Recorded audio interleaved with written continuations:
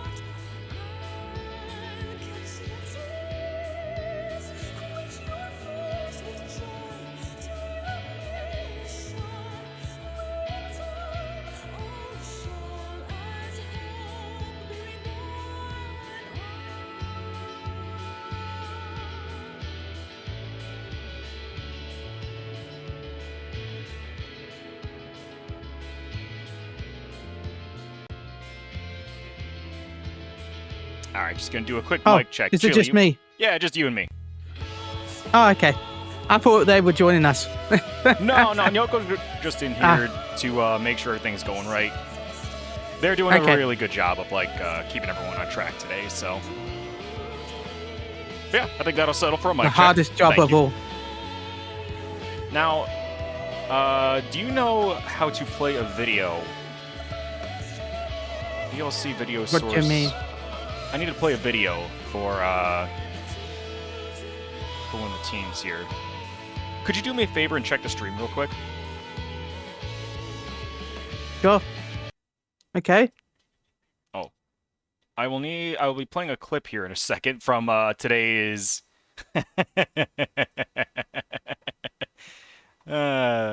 restart playback when source becomes active. Yes. Yeah. Yeah, just add it as a media file into. Careful of the samurai. I don't know what you're using. I want to know if the audio is good. Wow. Then I'm going to. Let me put audio. No, that's UC, but I'm just watching him get carted off by Red into the ether. Okay, yes, the audio is playing. Okay. I gotta answer something. Good.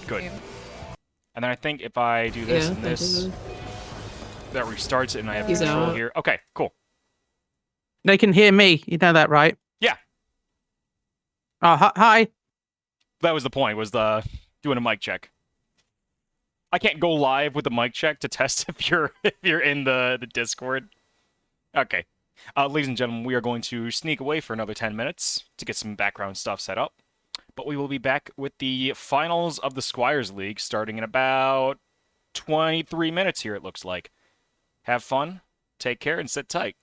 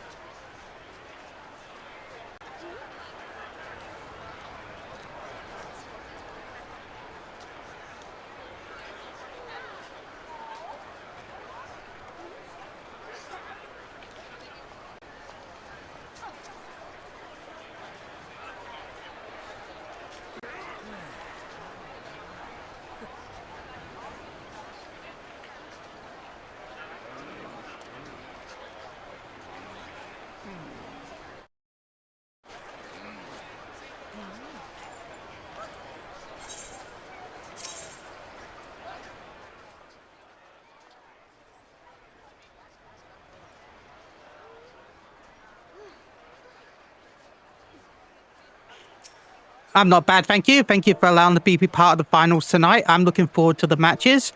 Hey, everyone. Hope folk are doing well.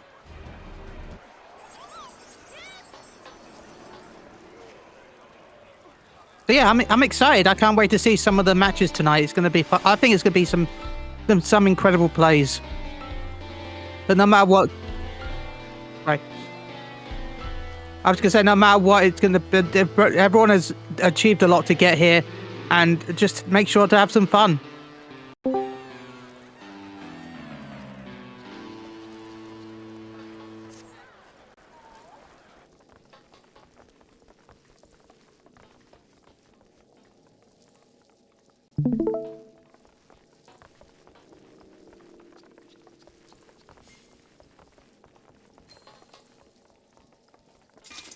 I had my own audio muted for that.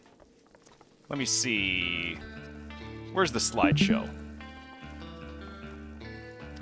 Image slideshow. Here we go. Please wait for technical difficulties? Question mark. More like technical stuff that I forgot to set up. I apologize. Let's see. We're gonna go to pictures. I'm just happy you have everything in folders. It's the only way I could do this correctly. Here we go. We are going to be starting off by introducing all the teams and coaches that have... Why is that automatically going? Stop. Stop! I want to do this in order! Okay.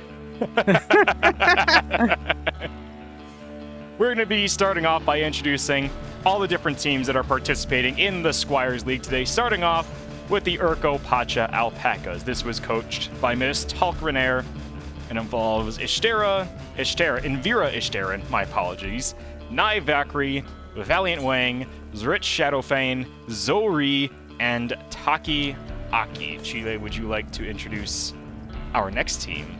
If I can click the right thing. Sounds good to me. And have a go. The Quicksand Dust Devils, coached by Nia and Ash. They've got Rin, Verena Frostline, Sachi Ren, Baruana Brownie, Hora Yatsa Ruji, Helera Rinvira, and Ravana Atoll. I'm hoping I got those names correctly. I don't know how the Vera last name is spelled. There's some really good pictures as well for each of the characters. I like the poses. They're really cool. Yeah, and I do like how, they're the Dust Devils, but they're... Oh, hang on.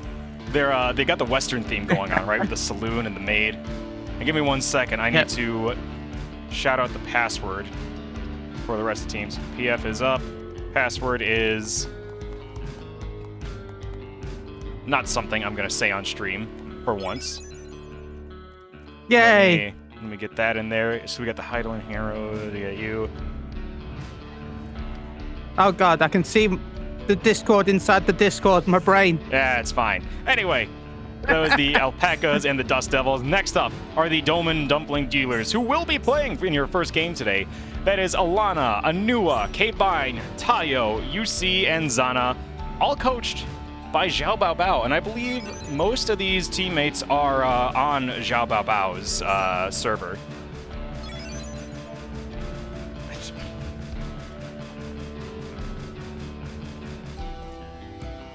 That's always nice to see. Chile, would you like to take that away? The Heidelin Heroes, coached by Lily Freeman. Kane Moloch, Era Sheena, Hia Serenity, Levi Scarlet, Novical Astra, and Quick Thinks All Thoughts. Those are some cool... This is cool. Yeah, that's also one of the teams that will be playing very shortly for you. Nice. Last team... I think I've actually shouted out the Heidelin Heroes before. Maybe. Yeah, there's been a lot of games to play. But moving on, we got the Kugane Katanas, coached by Gojo and Sir Oswald. Remy Hime, Amaisuki, Cassie Cat, Fiorna, Ghosty, Muffy Mog, and Opal. They are currently undefeated, I believe. So, kind of the favorites going into the tournament. And, you know what? Let's move on to the next team before I reveal that little surprise. Chile, if you would. Ooh. The Morbury Marauders, coached by Neo, the One, Astroth Rayet, Calban Winters, Hiki Haruko, Nero Kitan, Ophel Theodora, Jantoto Ohoho, Ohavara, Tosho Goblin. Yeah, they've done a really good job theming themselves with the pirate outfits, as you can see here, and a snail. Yeah. I only learned that recently, that Nero's apparently a snail, so good time. Moving on to your 7th team, we have the Namai Ninjas, coached by TJ and Tiny Sosig, Bunny Ganiri, which I believe that's actually their alt, Lovable Boovable, on screen there. Nia Cross, Nyoko, who is doing an excellent job promoting not only the Squires League, but the entire PvPrincess Renaissance Fair. We've also got Cubit Kitty, Citri Belladonna, and Yelena Carter fighting on this team. Obviously, I'm very biased to this team. I'm very biased to the ninjas. That's good. I'm not going to even try to hide it. No. Our last team here, then, is going to be the White Brim Wizards, coached by 3 people, Tamari, Amadius, and Welshi, best known for doing custom games every Monday and Wednesday. We have Selenor, Adeline, Bodvar, Celia, Mistaken, and Zasik Tricky, one of the newest members to the team. And to introduce the lovely Kugane Katanas. Where is this? We do have a brief intro video to play for us, so let me get this on screen here. Ladies and gentlemen, enjoy the shenanigans here.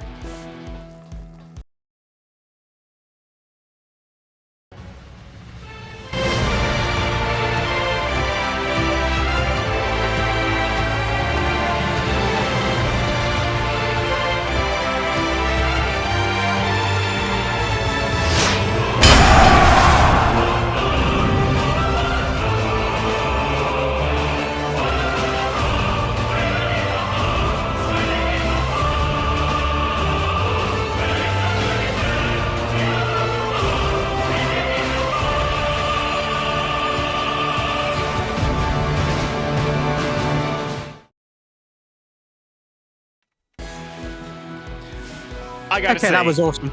Yeah, after watching the video and all that, the Katanas have just been such a united team. I mean, they're always memeing together. They're always hanging out. I guess that's why they're undefeated right now. They just got the team synergy going so well.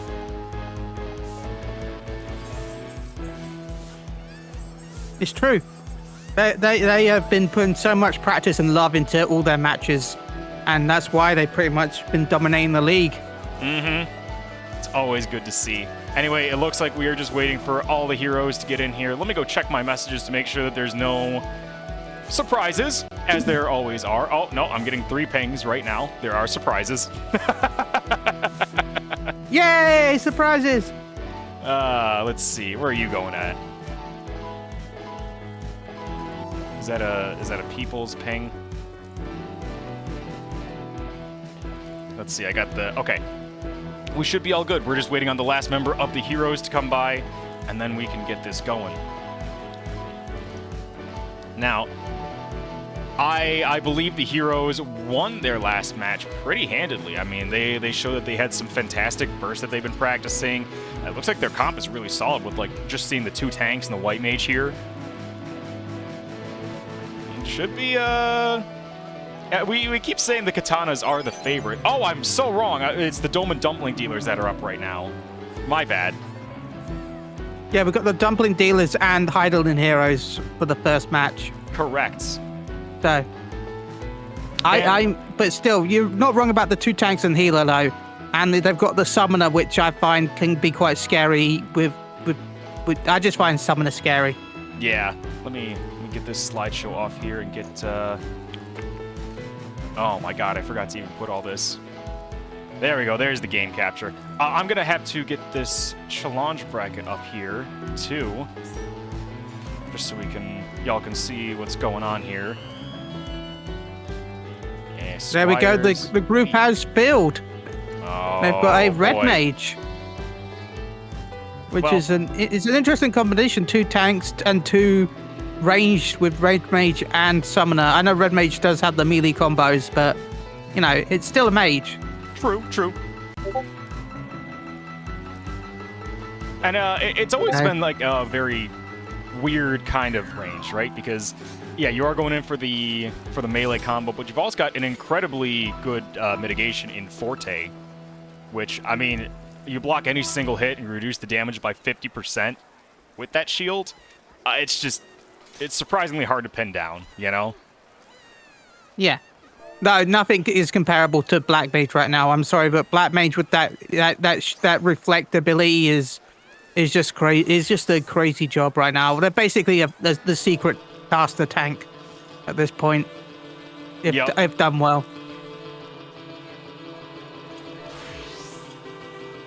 And we're going to be starting here on Volcanic Hearts. Ooh. Which will be good for the casters. I find Volcanic Hearts really a pain sometimes as melee because of all the corners. Yeah. The summoner will be able to place stand turret with the Bahamut or the Phoenix in specific choke points. Right, and you really don't want to peek that and get away with it. Yeah. So.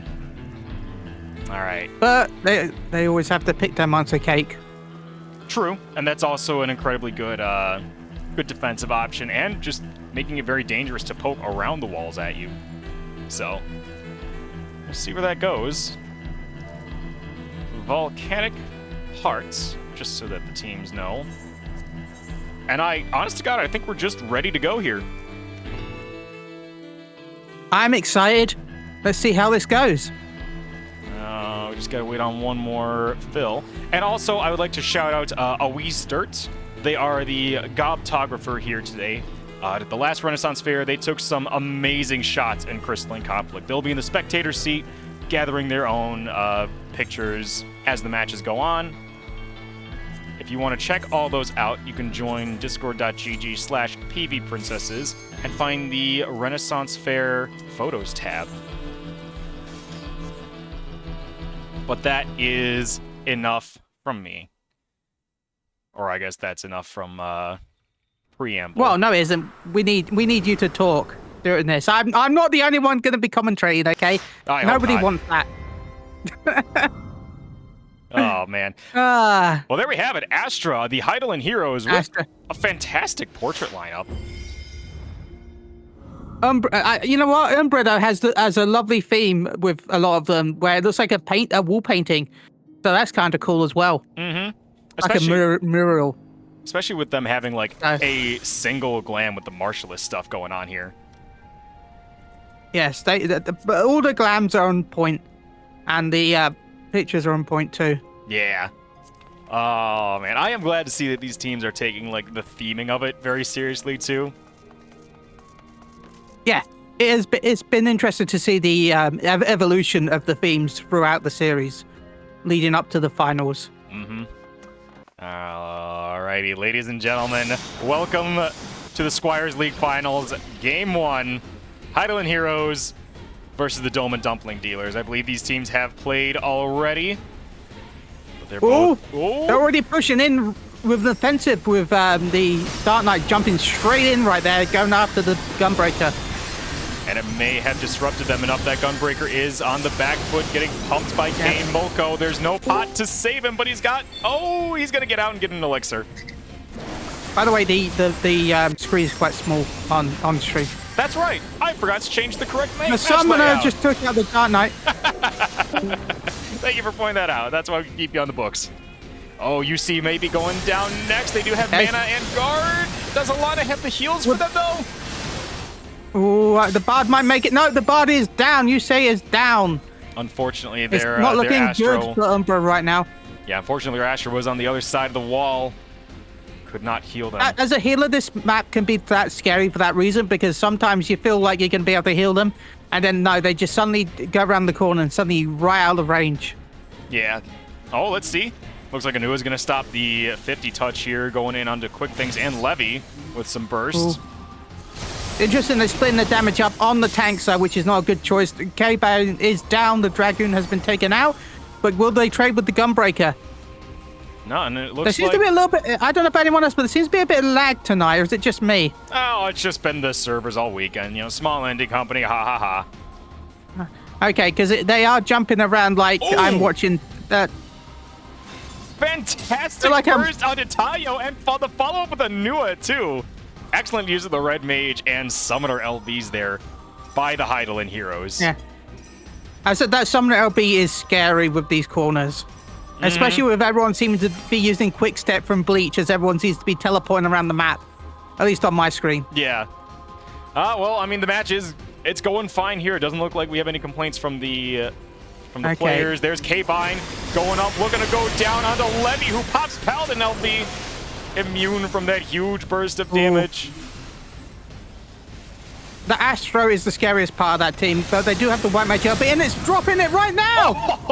White Mage LB just bursting through them. Yeah, it doesn't look like Umbra's got many people who can hold the point. It's just K-Bine. I guess Anua does have the LB in the tank. It'd be interesting to see if they can try and swap players to keep the point from being pushed. But I don't know if they can do that right now. Maybe they can. They almost have the...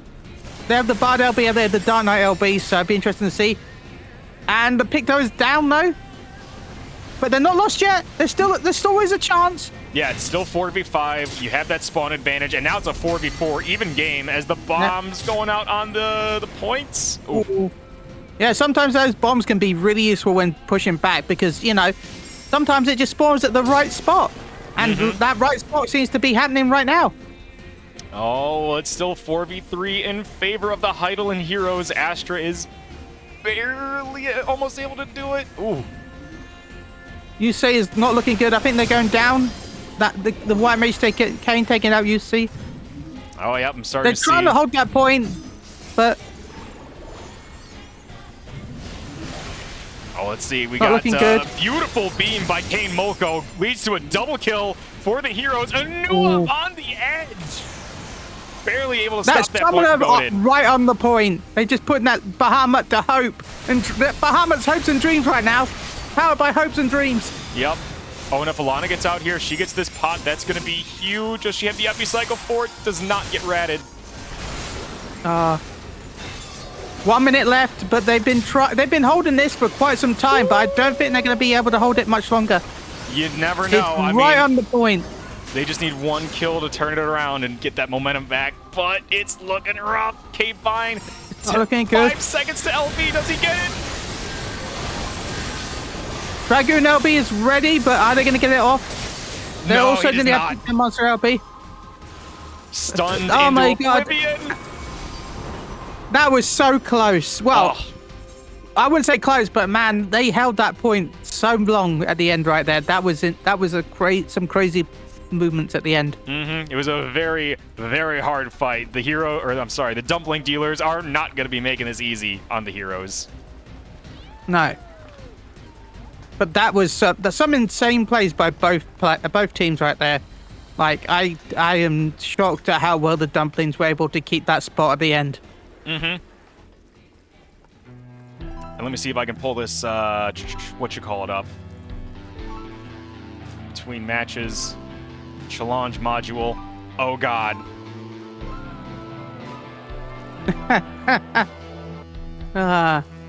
And meanwhile, in the background, you will be hearing bard music here. Let me see if I can find who this is. Well, I'll find that out later because I believe they're here for about 2 hours. See. That's cool.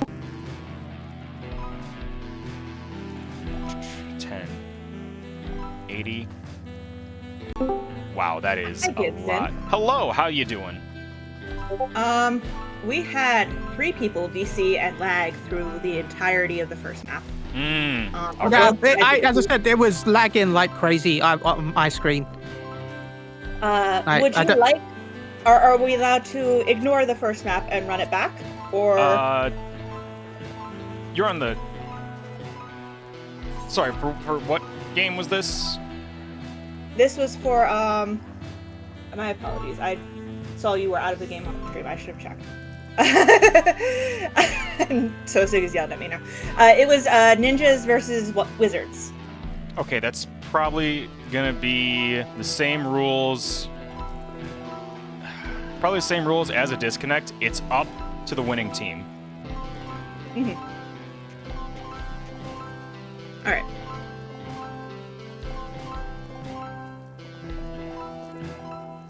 Thank you very much. Yeah.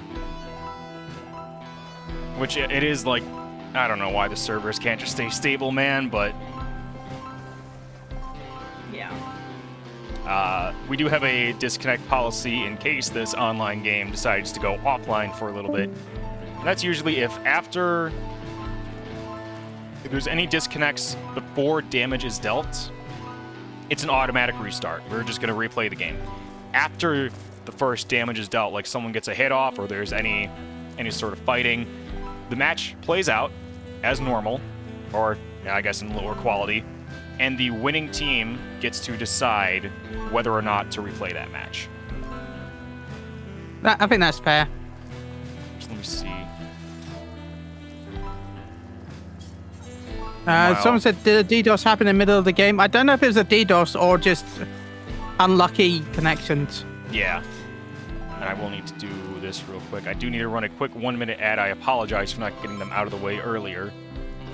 I need to check the Twitter account that posts, is there a DDoS going on? Yeah, All right, big shout out to that Twitter account. That is the greatest Twitter account of all time. It's so good.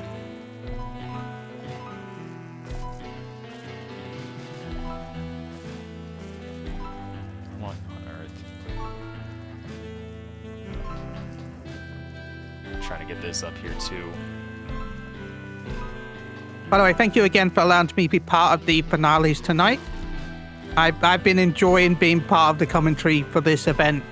So big shout out to all the teams involved. But again, thank you to Giddison for hosting this and for everyone behind the scenes and for everyone else that has also commentated on the event. Yeah, anytime, man. Big shout out to all of them. Like I said in that little intro speech, this is a community effort event. I mean, we don't do anything here if people aren't willing to just hop on, do coaching, do commentary, do advertising. It's all built by people, for people. Here we go, game Okay, two. that Novacool's portrait's so cute. But I'm biased to my LFL. So. But again, this wall panel design is so cool. Like, I like that theme. That theme is probably one of my favorites. Mm-hmm. Not gonna lie. It's like a mural. I don't know why that was such a hard word to think of. Mural. Until just now. Yeah. It's a fun one. Yeah, it's a cool word. Get this up here, and we will get back to... Oh, man, I need to figure out the music situation, too. We do have bard bands playing, which makes it... I can't just turn off my brain and do that anymore, so... Unfortunately. Okay, so they're looking very eager and going straight to the jump pad. I know some teams recently have been going around the side instead of doing the jump pad. It seems the other team has actually done that. They haven't gone straight to the jump pad. I think they might be trying to sneak around the back. Yeah, from behind. It's the Dome and Dumpling dealers. They're not gonna get anyone off the rip. Yeah, but they might be able to get some cheeky hits in without them noticing it, though. Oh, let's see if they steal this pop from Kia. That's going to be huge, but nope. No, I think they got it. Kia is not looking healthy. They've got stunned, they're low in mana, and they are down. Kia is down, but will they trade with Novacool? Novacool is not looking healthy right now with low health, though they do have a decent amount of mana. Well, it looks like... Ooh, they were covered, but the Paladin left... realizing that they were not in danger, did get that pot canceled. We're looking at a lot of scattered fighting going on here. But yeah, this is a very snowbally map, so it'd be interesting to see how they do at the start.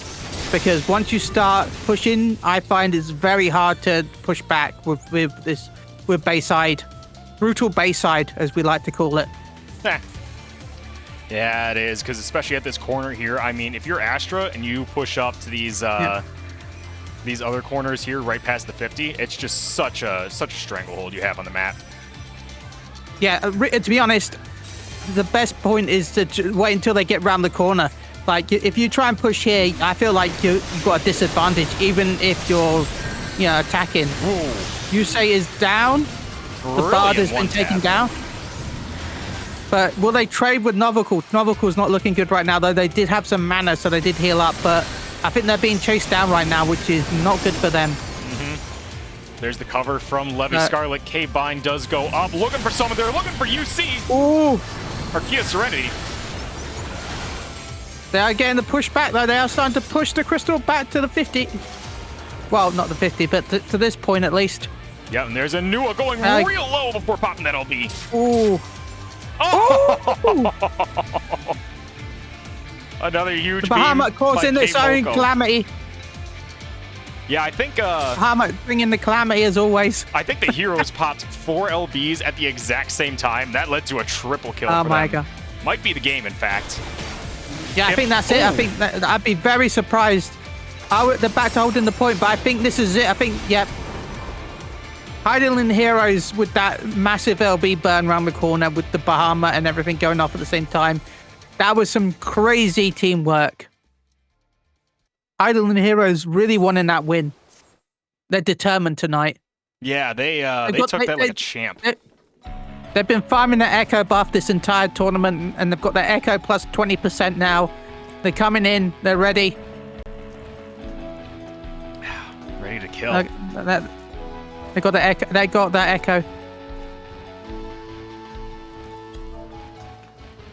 But still, Dumplings still have a chance. It's not over until the final match. Like, they still have a chance to pull back. These are best 3 out of 5 sets for the entire tournament, which, as you see, I have been struggling to put up on stream. But if you want to check out challenge.com/Squires League, follow along with what games are going on, please do. By the way, I've forgotten to say in the past, but I just want to say that is so cool, the fact you've made the wins into limit break bars. I think that is an amazing HUD choice. That is really cool. Oh, 'cause it's I don't know if anyone said thematically that to you yet, but yeah. I don't know if anyone said anything to you about that, but I think that's really cool. Cheers. And I wanted to say that. Yeah, it's I needed a way to like tell people how many games are left and how many games a team has won.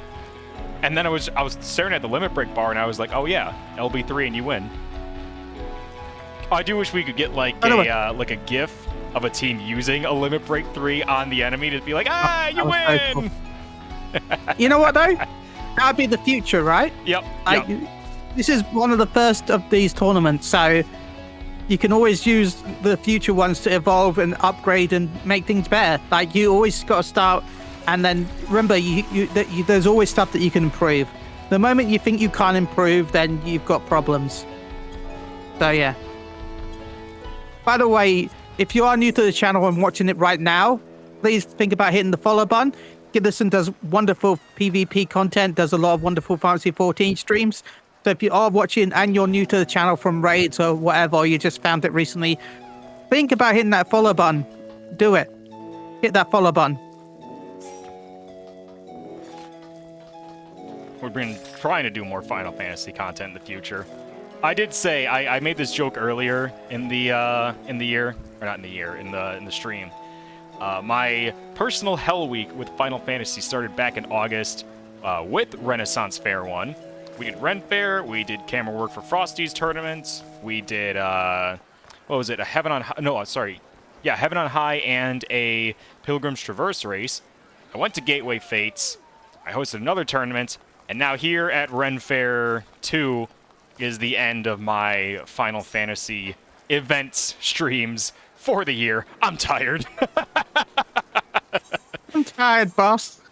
We're gonna if you're here for more Final Fantasy content, it'll be like rank streams and all that, but I don't think I'm doing another tournament until January. A tournament for my birthday. There we go. You shouldn't have. Happy birthday. I am gonna make a thing of mead, like a gallon of mead, and as soon as that's done fermenting, that's when we're hosting it, so. Okay. But John says it doesn't end. The Dome and Dumpling dealers have chosen to go to Red Sands for Game 3. Ooh. I really disliked this at first, but now actually it's grown on me. Like, I actually really like this map now. Mm-hmm. Like, that's mainly because I hate Bayside, but that's the point. Could be. I do think it's finally found its place in the map lineup of Crystalline Conflict, because we've got so many close quarters, engage maps, especially with Cloud 9 being changed. You have those walls in the middle everywhere. that now we Yeah, have... I like the space of this. This has like a lot of gaps and space. It's nice. Sorry, carry on. No, that's what I was going to say. Yeah, just having an open battlefield where you can isolate people, or at least not give them anywhere to run, has been something we have sorely missed. Yeah. But there's also still some technical stuff. Like, I've seen people sneak around stealing Oasis from other team members. Like, there is still stuff that you can do that isn't just, you know, push forward. And, yeah, you can use this to your advantage. You could use the speed line and take your opponent's, like, Oasis if you really wanted to. Like, there's all different plays you can do with the map. If they do that, they are going to win my hearts. But anyway, here we go. Game 3. Remember, this is a single elimination tournament, so the Dome and Dumpling dealers are fighting for their tournament life right now. They need to win 3 Dumplings! games. I believe in you! Yep. Go on, Dumplings. Turn it around and just win all of them. Do it! Oh, here we go. Both teams immediately going into the middle here, looking for that huge cleave in the corner. Have the Dumpling dealers managed to... Ooh! They have managed to... PvPrincess down. They have managed to mix offense with defense to secure the first kill. Let's see if Zana gets out. That's going to be huge for them. It's interesting that they've got double White Mage now. But the Astro... It was an Astro before, right? And they switched over to White Mage, which is an interesting swap. I think just because the beam is just so impactful. You need it right now. Yeah, the beam is really good. And I still feel like nature is really good if timed right. Like, that is still something that you can use to get some extra damage in. Oh, speaking of the beam, there it is, onto Tayo. Ooh, a little early on the draw from Kane there. The team's not there to capitalize on it. But they are starting to push the point. They're getting to the 50% soon. Oh, good trade. Oh, they traded. And here we see Levy Scarlet holding the point. The Dragoon nearly has the limit break, but I think they're might take down Levy.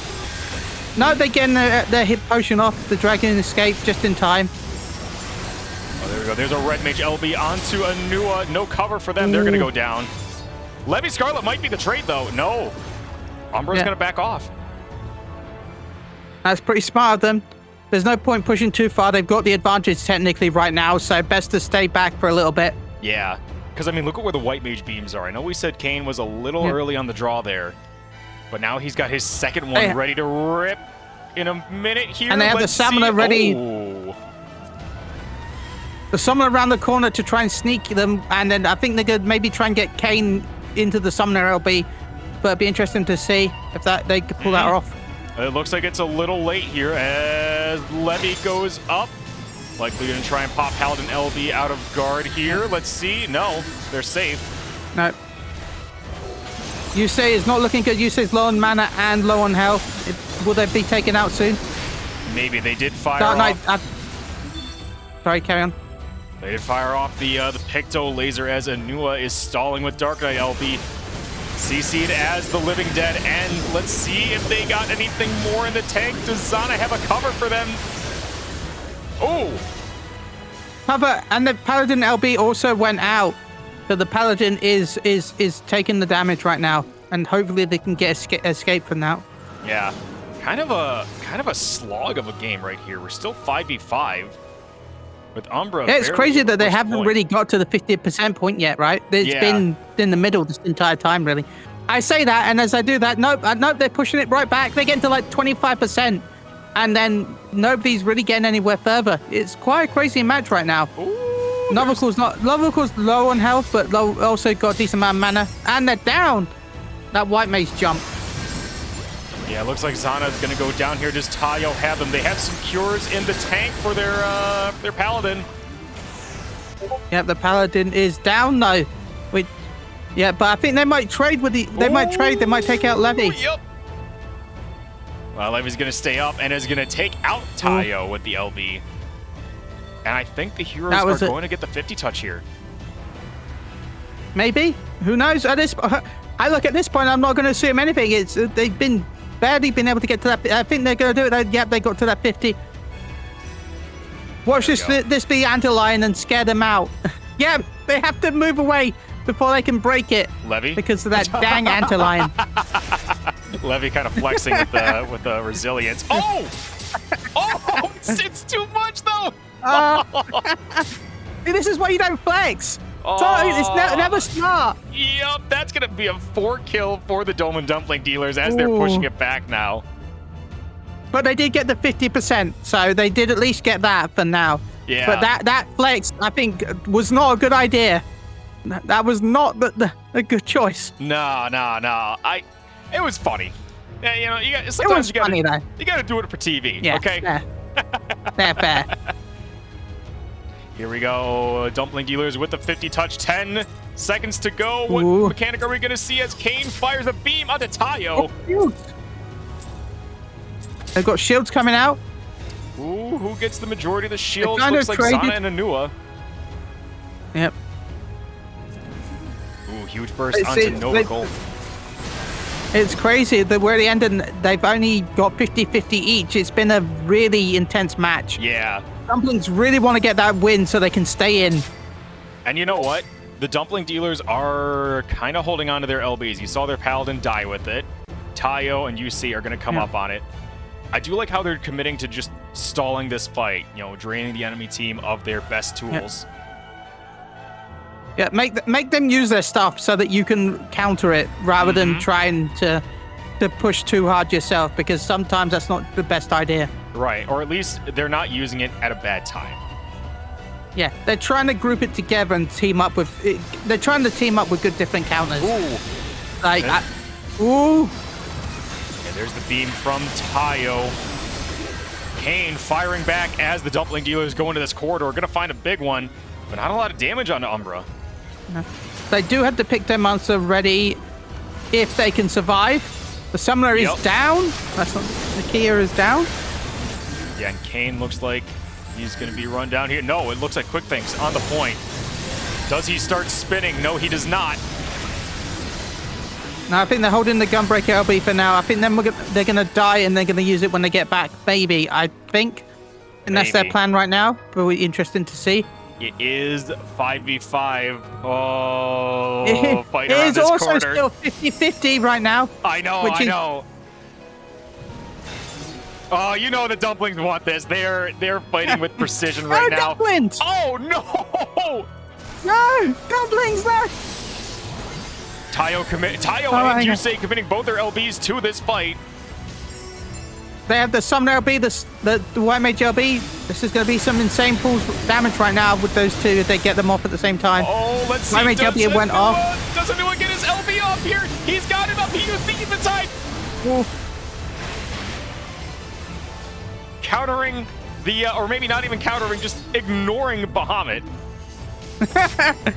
Bahamut's just like, I'm here. But it's not going to be enough long term. It is going to make it a 4v4 as Anua from the grave gets a kill, huh? Okay. Sneaky punch when they fell over. Another cool guard kill though, taking out the White Mage. Yep, 3v4 on the point.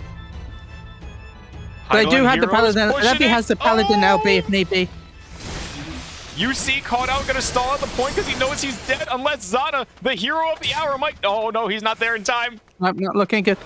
There might be a good idea for them to stay back. They still got the 50 points, so they can still wait until that. Nope. Oh, they broke it! That was crazy. Oh, that was so close. Okay, I think there was a bit of a lag spike there. I saw Anua standing in the open. Looks like she was trying to get on the point. Oh. Well, I'm going to blame lag for that. Yeah. John says there was some disconnects there. There was some lag as well. There's been quite a few, at least on my screen, where I've seen a lot of people teleport around. It's not been a fair. I guess it's been fair because they're all lagging, but like it's doesn't feel fair. If you understand what I mean. That is unfortunate, man. Well, the Heidelin Heroes are calling it GG. They're going to be moving on to the next round of the Squires League. Congratulations to them. We even saw someone get killed after they died. Like, yeah. Maybe it was because of, I don't even know what map mechanics there are that damage you at that time. Just goofy. Yeah, server can't handle the double-digit turnout. There's 10 people logged in. 10 people! But no, seriously, good job by Dumpling Dealers. You played well. There were some close matches near the end. You performed incredibly. And major shout out to both Highland Heroes and Dumplings. It was an entertaining watch. And I'm going to blame server ticks. I'm going to blame server ticks. Let's see if I can get this going up here.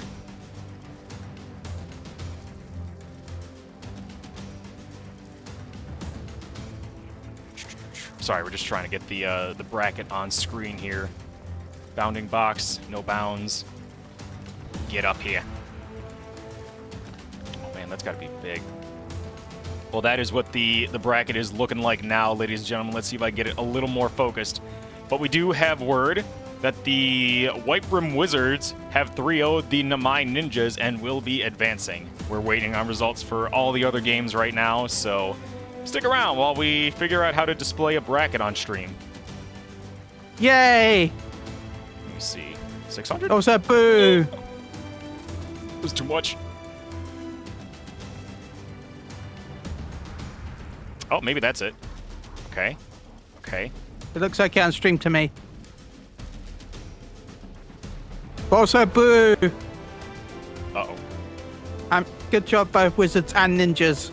I'm sure you both performed really well. Yeah, I do know we've asked each team that is not streaming to at least provide a VOD of these games. We'll be having those up on YouTube as soon as the tournament's over, but how do I change this? Ah, there we go. That's how I change that height. 1400. Look at that. That's too much.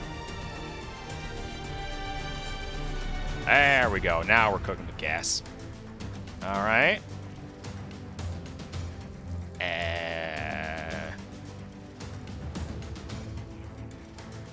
No, too much.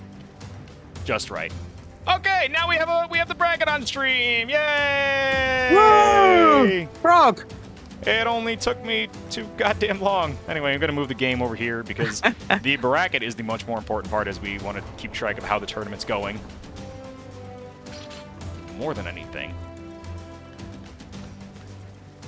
Love OBS, but it can be such a pain sometimes. All right, there we go. So let me update these scores and refresh here. White Brim Wizards versus Namai Ninjas. That was a 3-0. Heidelin Heroes versus the Dome and Dumpling Dealers. That was another 3-0. And we do have Zhao Bao Bao offering to commentate games if he wants in. Would you like to commentate with Zhao? Sure.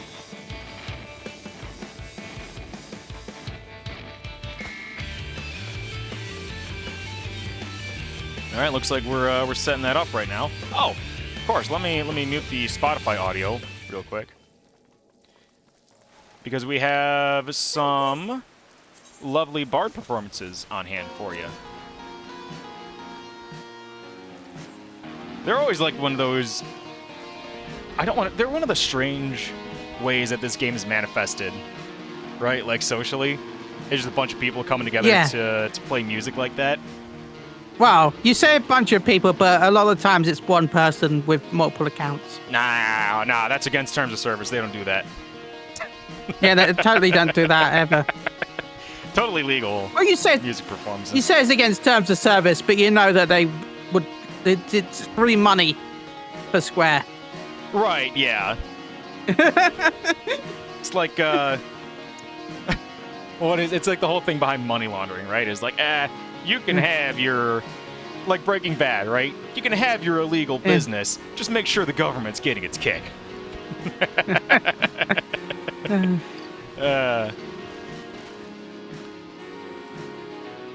What song is this? Take it from me. I'm bad with knowing songs. I'm sorry.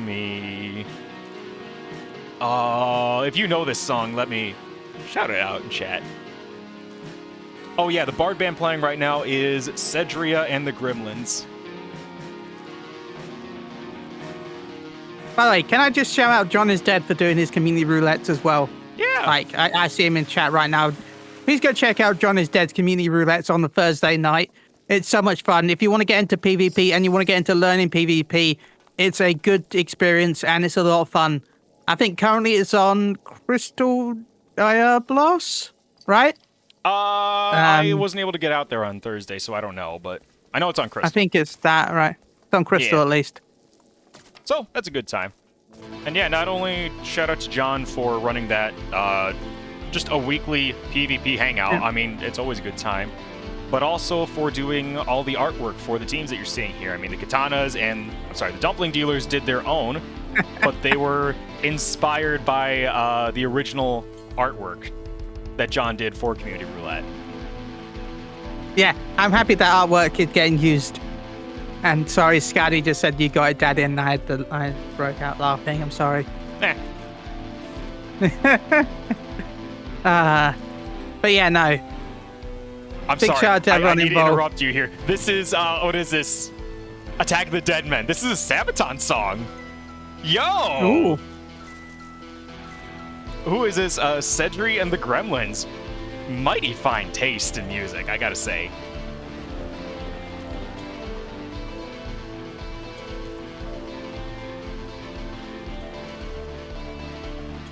My apologies. But yeah. Yeah, no worries. Alright, just waiting on other scores to be reported. But, as you can see, we will have 3 more matches to go for the Squires League finals. All of them will be streamed. We just have 4 hours to do the Faire one. So we wanted to, as much as I would love to give everyone their moment in the sun and everyone their due, which I am sorry that we cannot do that due to time constraints. We do have a timetable to consider here, so we'll be getting as many matches on stream as possible. And again, all of these videos, all these games will be up on my YouTube channel by the end of today. So I hate to be mean, but the biggest shock will be if Organic Katanas aren't in the semifinals. That'll be the biggest shock of the entire night.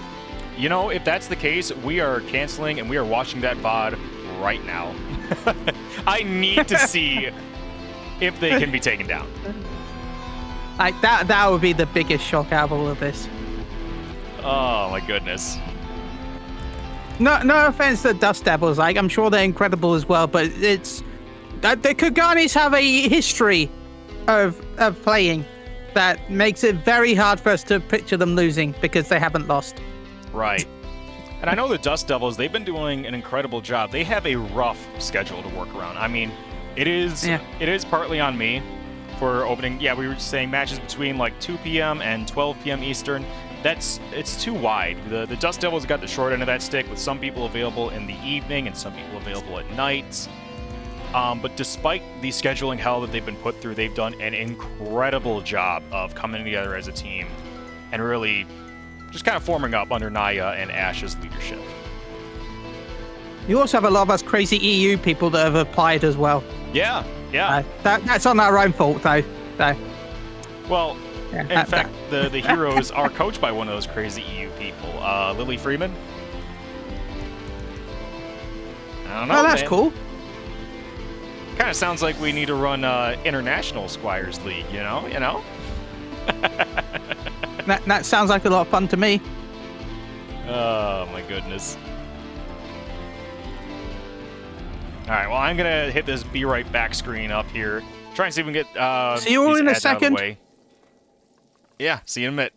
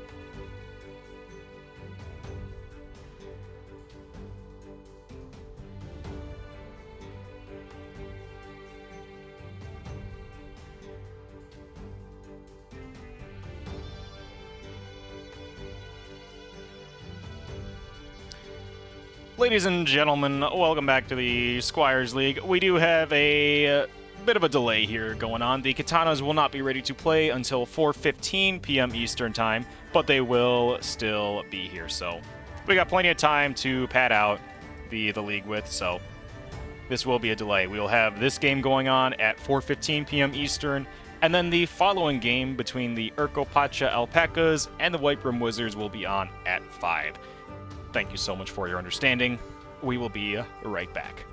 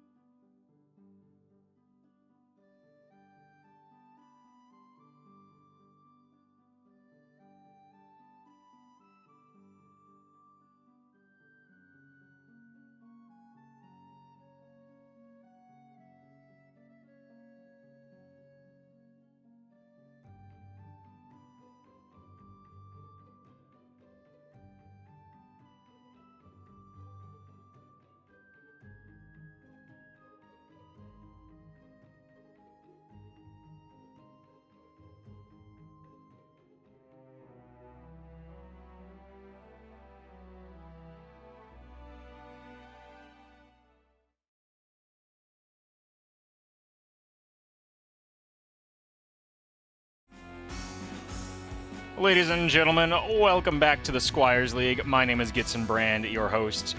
Joining me on the mic today is going to be your commentator from the last game, Daddy Chile. How you doing, dude? I'm not bad, thank you. I'm excited to see how these matches go. Kagane have been putting some crazy matches, but Highland tonight has shown that they're here to win. So could be some fun matches. Yeah, I'm hoping that they're going to keep that momentum going. But joining us, also on the mic, coach of the Dome and Dumpling Dealers, Zhao Bao Bao. How you guys doing? I mean, nobody's gonna feel great after we lost, but I'm excited to see all the Squires play their best, and that's all we can really ask for. Yeah.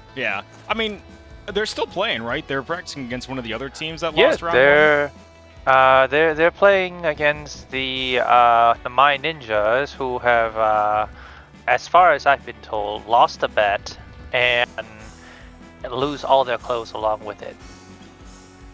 I have no confirmation of this, but that's what I've been told. Okay, yeah. So, when you say move along with this, do you mean, like, are they going to compete in tournaments outside of what we're doing? No, I think it's more of a, this has gotten them learn that there is an entirely different game mode outside of, just frontline. And they might dabble in it a little bit here or there. I know at least a couple of my Squires might be interested in LP, but I think the rest are going to be more happy just kind of taking what they've learned and maybe use it in their frontline games or their casual games whenever one of those treasure trove comes up, Yeah, honestly, it's a really good timing on all this with the treasure trove coming out on Tuesday, right? I believe so. Yeah. So, learning how to burst with your teammates, learning how to be aware of your teammates, gonna help a lot for priming frontline and rival wings. So, should be fun. Yeah. Well, I'm glad to hear that. Not only are they like encouraged to come out to the tournaments, but I feel like awareness that this kind of thing happens is kind of low. We are a mini game within a game. Yeah, that's true. Unfortunately. Well, glad to hear that the Dumplings are not discouraged and are still going to keep going on. I do want to see what the other teams plan to do after this, what all the Squires plan to do after this. But for now, we have the Heidelin Heroes on Astra versus the undefeated Kugane Katanas on Umbra. Gentlemen, I will let you take over the mic. Godspeed both teams. Godspeed to both of you. Thank you. All right. So, as I have a lot to say about the heroes, as they are literally just kicked our butts not too long ago. But You say kick the butts. You did well. You did a good job. Yeah, no, we had our run. Really well. We had our run. I would say I haven't seen much of the Katanas though, because outside of their games, but we haven't played the Katanas outside of like one screen way back when. Have you watched any Katana games? Yes, I've watched a few at least, and they are incredibly skilled. They really work together. It's some incredible plays by the Katanas. Like, there's a reason why they're doing so well in this tournament. They practice so much. They've done a lot of team bonding. I think the biggest strength too lies in the fact that they have very, very good supports. I think that's actually their secret like power almost per se. Because obviously you have Opal on Dark Knight, super fearless, always goes in, does a lot of damage, tanking a lot, but also being backed up by Muffy on Pound and always ready for that cover and ghosts. I just realized I'm not really in the. You do know I'm not in the team fight. Oh no! All right, I will have. You can watch it through my screen for now. Okay, I'm not in. No worries. I can't spectate. Okay. We can put you in the next game. I'm sure Gibson will put you in the next game. For now, you can just watch my screen. Technical difficulties, everyone. Nothing new. Everybody got their scuff. But we're going in Bayside to start. How do you like this map? I don't like this map. This is probably the worst map in my opinion. Really? Why is that? I feel like it's way too easy to snowball at the start, and because of that, I really do not like the fact that it feels like it's really difficult for you to counter some plays. If you have a really bad start, there's a huge chance you're just gonna lose. Versus a lot of the maps where I feel like there's at least a decent amount of places you can counter it. Yeah, well, let's see how our teams approaches this, as both teams are going straight in the middle here. And we have an immediate brawl to start. Everybody going in right now. Remy and Ghost are taken low. Same thing for Levy on the other side. No kills has happened yet. That is Power of Astro and White Mage. Lots of heals. Quick things. Hidden Guard is going to be the send target, but does make it back to safety, while Opal's the main counter send that is currently making their way away. She does get out. Levy finally, the first casualty. Levy is down. But will they be able to trade? There is no trade so far. Umbra is low on mana though. Like they are low on. But Quick Things is stepping right back up. But despite being taken super low, no mana, goes back into guard. K-Moko dash in to try and save their Gunbreaker and does successfully manage to get them out. But that means the Katanas does take the 50. Scrappy. And as I said, once you get to 50, it's incredibly hard to counter pack. Like they're gonna have to wait until they get to that corner, in my opinion, if they want to play. But that can be risky because that means they're getting very close to the end if they do that. But if they push, I feel like it can be rough as well. Yeah, but as was spoken, Ghost immediately take a beam to the face and goes down. Meanwhile, Quick Things and K-Moko takes the return damage. Quick Things taken very low, does manage to get out. But meanwhile, we have that Summoner LB coming back from Kia, sending straight onto Amai. Amai goes down. Muffy is the next target in sight. Red Mage LB just to secure the kill, and that is a 5v2 as the Katanas are sent packing straight back to their spawn. What a great counter send. Very powerful K-Moko. Yeah, that White Mage LB. They got Astro LB though, and Dark Knight LB, and Dragoon LB ready. Interested to see if they use the Dragoon LB for damage, or I've seen some people actually use it as an escape method in the past as well. Both can be good ways to use it. Also gonna rest onto both Paladin here, as they're both having their LB. Opal comes up first to try and solve. Ghost is target once again, goes into guard, walks away, guarded the beam too. Opal still in the front line though. Quick Things takes the Dark Knight and the Astro LB into the face and walks away. Levy pops the Phalanx to start. A lot of people are taking damage, but nobody's dying so far. Muffy is the next up in line in terms of damage taken. Does manage to walk away safely. Get to that 50 point. Again, very close to push into it. Yeah, but the Katanas are doing super well. Remy Hime in the air, drops straight onto Quick Things. Ghost gets the kill. K-Moko in the guard, in her sight still, but nothing happens. Meanwhile, they finally, Heroes got the 50, but Levy is alone in guard. Not a lot of resource, not a lot of support. K-Noko's is the only one. Can Levy make it to the pot? Does make it to the pot, runs away. Still taking heavy damage, but does get a second pot to try and get away with. I will say again, I love the change to the pots where we can see the timer now. That is such a good decision. That laser went up to the middle though. Laser just hit. What a combo! What a crazy beam. Summoner LB going out right now. Also, is Bahama going to cause another calamity?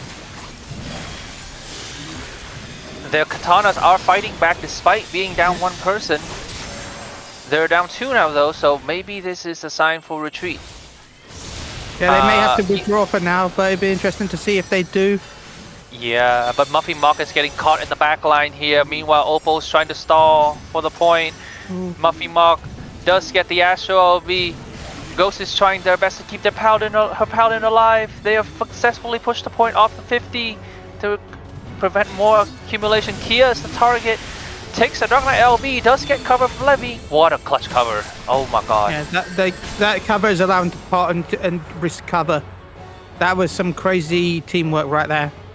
Yeah, the Workmate LB is Things, ready as well. Quick Things is getting targeted Ooh. though. Goes down. Keimoko just drop onto the point and has to immediately walk away. Nova counts the target. Can they get away? Nobukawa still seems to be the target, but Levy coming back in with the stun to peel for her teammates. Muffy is the target now, way too far in the backline. Goes into guard. Opal trying to stall. Can they get on point? Laser, Remy though, in laser the air. Onto Levy. That Summer LB, that Red Mage LB, is going to be interesting to see what's going to go on here. Levy is down, as you said, though. Levy got taken out. 4v5. Did get his phalanx out in time. Quick Thing is spinning onto Opal and Amai. Trying to stall the point. Goes into guard. This is the or die. Summoner LB though, if need be. Oh, that was a great cleave from Himoko. And that's Umbra wins. Katanas. They got their first win. Remy Hime, what a powerful star diver. Both times she's used it, she gotten kills. Alright. And it looks like immediately the heroes are gonna go straight to C9. One let me in. After another.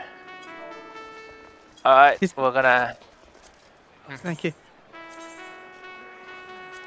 Well, don't pronounce it. Yeah. Ah, that's fair. Okay. See, now they can hear me. Now I'm yapping. Now they can. All right. Now they can't. Don't do that. Trust me, that's a scary thing to do when you're streaming. Trust me. you think you're safe until the one time you don't do it, and or you mute yourself and you think you're talking. Trust me, you're playing a dangerous game there. He does have the power after all. C9 though. No worries, no worries. But C9 though, huh? This is my least favorite map because it's definitely it has that same problem that you talked about with Bayside where it's very hard to come back from, and also the wins are very random, which makes it really hard. Look, for you say the wins are random, but I feel like it always spawns under me, so it's less random, more if name equals Daddy Chili, then wind equals under me, else random. I think that's the coding. Valid. I think that's how this map is coded. Yeah, I'm gonna look into that into the coding real quick. They do have jank code, so it's definitely understanding. Very interesting though that they're going to Cloud9.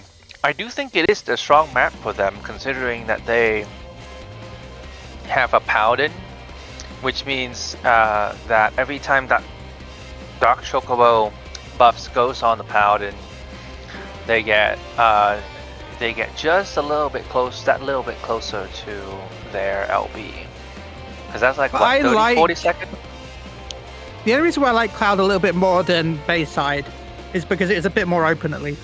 And they revamped it a little bit with the map change. There is no ratting though. This map is not very friendly to rat.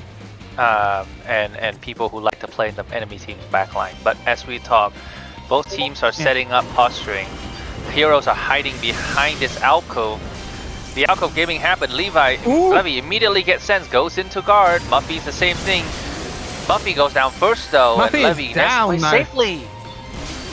Ooh, that's not good. That is a 5v4 against the Katanas right now. But they are not leaving up the pressure. They are still holding that point strong. Yeah, they're holding that right now. Opal is taking some damage. They're being taken. Black Mage and Opal, Amai and Opal are being burnt right now. Opal's not looking healthy with their mana situation, and the army is also down.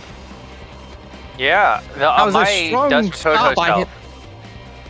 That is a very, very, very good comeback from them for the heroes here. They got the 50. Yeah, heroes starting off. Now, this is where the wind control you. Because if the wind decides to spawn right next to the point, or right around the point, this could be a strong troll. I think the only Penelope got hit by that, and I think they got the feather. Yeah, but Nobukow goes down though before the beam combo can come out. Remy Hime gets covered by Muffy is down Muffy. though. Muffy pay for the price. Remy Remy's goes down. down because the win! The win came his first kill.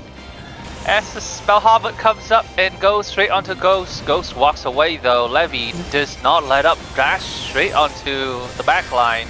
Amai standing strong though. That Black Mage is not very easy to be moved.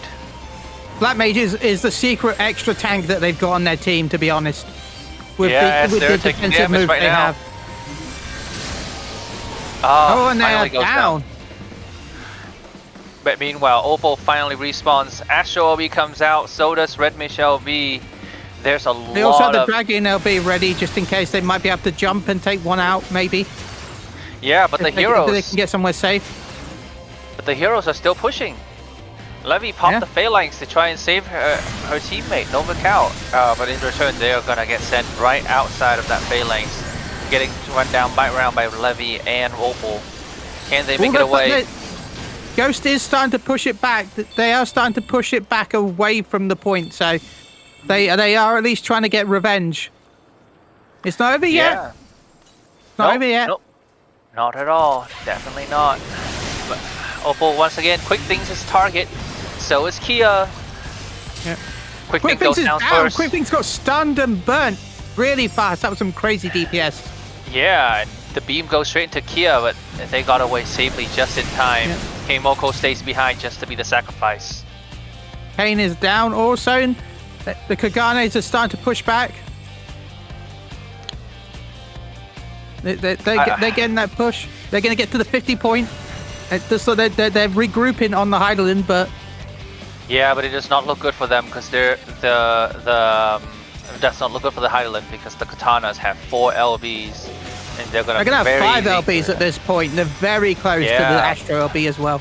Bahamut comes They've out got the really infinite early. gauntlets of LBs. Kia and Kane both go up. Remy Hime is in the air. They're looking for one of those two here. It's probably going to be Kia. Nobukow dropped the Red Mage LB to try and save her teammates. Meanwhile, fight ensues on point. But Celestial River and Phalanx are out. Amal right now. And Amal is down. Quick Fix has got that kill. But at what cost? Nobukow got away. At what cost? Honestly, not much, because it's actually very, the game is definitely against the Katanas right now. They are down, not a lot of HP, and they're very far away. Muffy is the target, on point. Immediately has to run away, taken down very low, taken down overall. Opal staying on point, trying to stall for the team to make a way maybe. Opal's running away now. Potion. He's making, but Levy's not letting go. Levy's going forward. Goes now finally. That's a very, very bad delay. Because now with 20 seconds left. Yeah, they're going to be spawning right as the time's going to be running out, really, to be honest. And then they're going to have to try and regroup and get to the point as soon as possible. But at the same time, you don't want to panic because of that. Yeah, but the heroes are not letting up. They're going onto Amai. Goes down.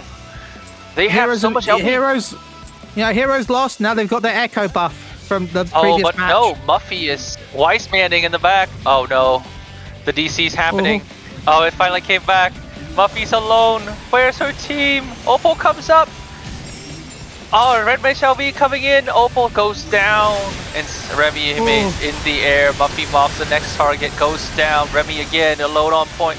Ghost doing her best to save her Dragoon, but I don't think that's happening. There does walk away. Ghost separates to go on point, but she's alone. She does not have anyone else that can save her. And as she goes down, as the point ticks down, the heroes make it a series, 1-1. That was so close. That was crazy. That lag was such badly timed.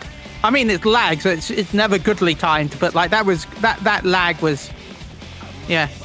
As I said, the heroes lost their match. They come in back with the echo buff. They got that 5% extra stats. They got that Heidelin buff from the wipe. Yeah, they definitely got that wipe going. But some looks amazing like, work there by both teams. yeah, looks They like the heroes immediately made a switch though. Cassie Cat seems to be the one coming in for my Cassie Cat. I Woo, believe Cassie. is a bard player, right? Yeah, Cassie Cat is an amazing bard player. I Yeah. mean, they're all amazing, but go Cassie! Sorry. Well, I've had we're a not few supposed matches to have. against Cassie. We are not supposed to have bias. But Look, I've had I'm a few happy matches for you. against Cassie in the PvP event, so I know personally how crazy good they are. No, very nice, very nice. Well, she's definitely gonna come up and hope to do some extra damage, boost up that firepower of the. Well, it's not just even Katana. that, but ever since the change to Purify, Bard has been really good because of all the the dots and debuffs that you can do with Bard. Like that can be punishing not just with the extra damage you're doing, but also the extra damage you're doing to the opponent's MP bar. That is one of the reasons why Bard is so punishing, in my opinion. Ever since Yeah, that Purify encore is changed. definitely the most hated buttons across the board. The ability to just drain 4,000 mana at will every 90 second is definitely something to be feared. Yes, LC, Bard mains rise up. Speaking as a Bard enjoyer myself, but we I are want to heading enjoy straight to Bard, Knockout. but I'm bad at it. Oh, everybody gets bad at first. That's why you learn. Oh my god, that Cassie's kept with the Muriel style effect as well. Mm-hmm. Well, we're heading to Clocktown. I think this is a neutral fun map. I feel like a lot of people enjoy this one. Like you either enjoy it because you've got all the different maze ways, or you enjoy it because of the mats. Like there's all different ways to enjoy this map, in my opinion. I think this is probably one of their best designed. Really? Overall. I do not like this map, but that's mostly my preference. I don't like getting flipped, and I don't like my teammates going onto the map to get flipped. But the Katanas definitely love this map. They have all kinds of stuns and root that can hold people in place for those mats to happen. And as we're going in right now, Katanas are set up. Ooh. Meanwhile, jumping around on my screen at heroes go least. left door. The heroes have taken a very defensive position here. They're trying to fight around that 25 corner. That so dangerous 25 corner where if you just show your face a little wrong, you are dead. Yep. I think am I disconnecting? I don't know if I'm disconnecting. No. Opal's already going up in and going to guard immediately though. Yeah, Opal jumped They're in to getting- distract them with guard, but the summoner is not looking good right now. The summoner's getting a bit low. Red Mage is also getting a little of health. I think Muffy might be taken down. Muffy is gonna go down first. Oh no, that is unfortunate. Meanwhile though, Gopal staying up next. They're taking very low as well. Finally goes down. Ooh. The Katanas they're definitely getting sent packing here. Not a very good start for their opener. Cassie's running away, but she's not gonna get away in time. It might not be a good idea to run, to be honest. It might be a good idea just to if you had to die on point so that you'll respawn together, because that's it. Or like sometimes it's best to just we go together, because that way you can regroup easier rather than being staggered. Yeah.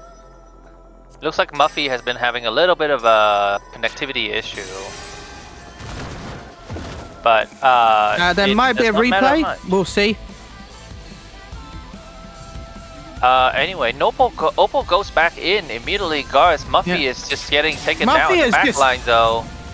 Quick that thing was crazy. for exchange Levy is a great 2-for-1. I don't know if that was intentional, but that was a definite. That was a crazy trade right there. That was a really good bait. Kia is gonna get focused down right now. Gets jumped on Dark. The Dark Knight debuff is rolling. Soul Survivor is reducing that healing, but doesn't matter. They made away just in time as the Katanas turn their gazes onto avoiding the Sword Yojimbo. Opal goes into Dark Knight. We got our first flip. Quick Thing goes in the air, falls down. Encore. taking out quick things. Meanwhile, Novacal barely Cassie dodged is the sword also as down. Muffy Muffy is is looking next on low the as line. well. Oh, did not get the phalanx out in time as Levy in that phalanx herself. Hey, are we gonna get any mini? Nope, we do not have any mini. People looked away from the eye. Great mechanic. Great That's mechanical always good. gameplay It's here. always scary to do though. Yeah. Oh, but Opal's getting targeted. Yeah. Oh, but He another is flip goes on currently the wise Kia. man in the point now. Kia gets covered by Levy as they're both running away together, trying to not get taken down at once more.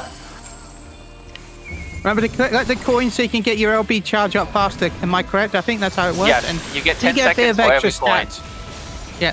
No, So, you you know, get if 10 you and second can- MLB. Oh, Okay. but Quick Things is getting chased down by Remy in the air till goes down. Ooh. What a great star diver. But they do have all their, basically all their LBs. The Summoner LB's nearly ready. Paladin LB's nearly ready. So they're looking healthy right now. Mm-hmm. Okay. So it's going to be interesting to see if they team it up.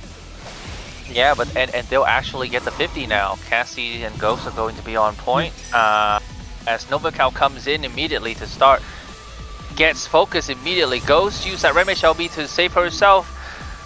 And Remy Hime is taken really low, and so does Opal in, but does have that Opal's- Dark Knight LB to keep alive. And Remy Meanwhile, did Summoner get LB back goes out, up. and they did get their pot out. So they did get out at least. Yeah, Cassie but is trying Muffy to wants stay to get the back right now. target. Muffy Muffy is not down. getting that phalanx.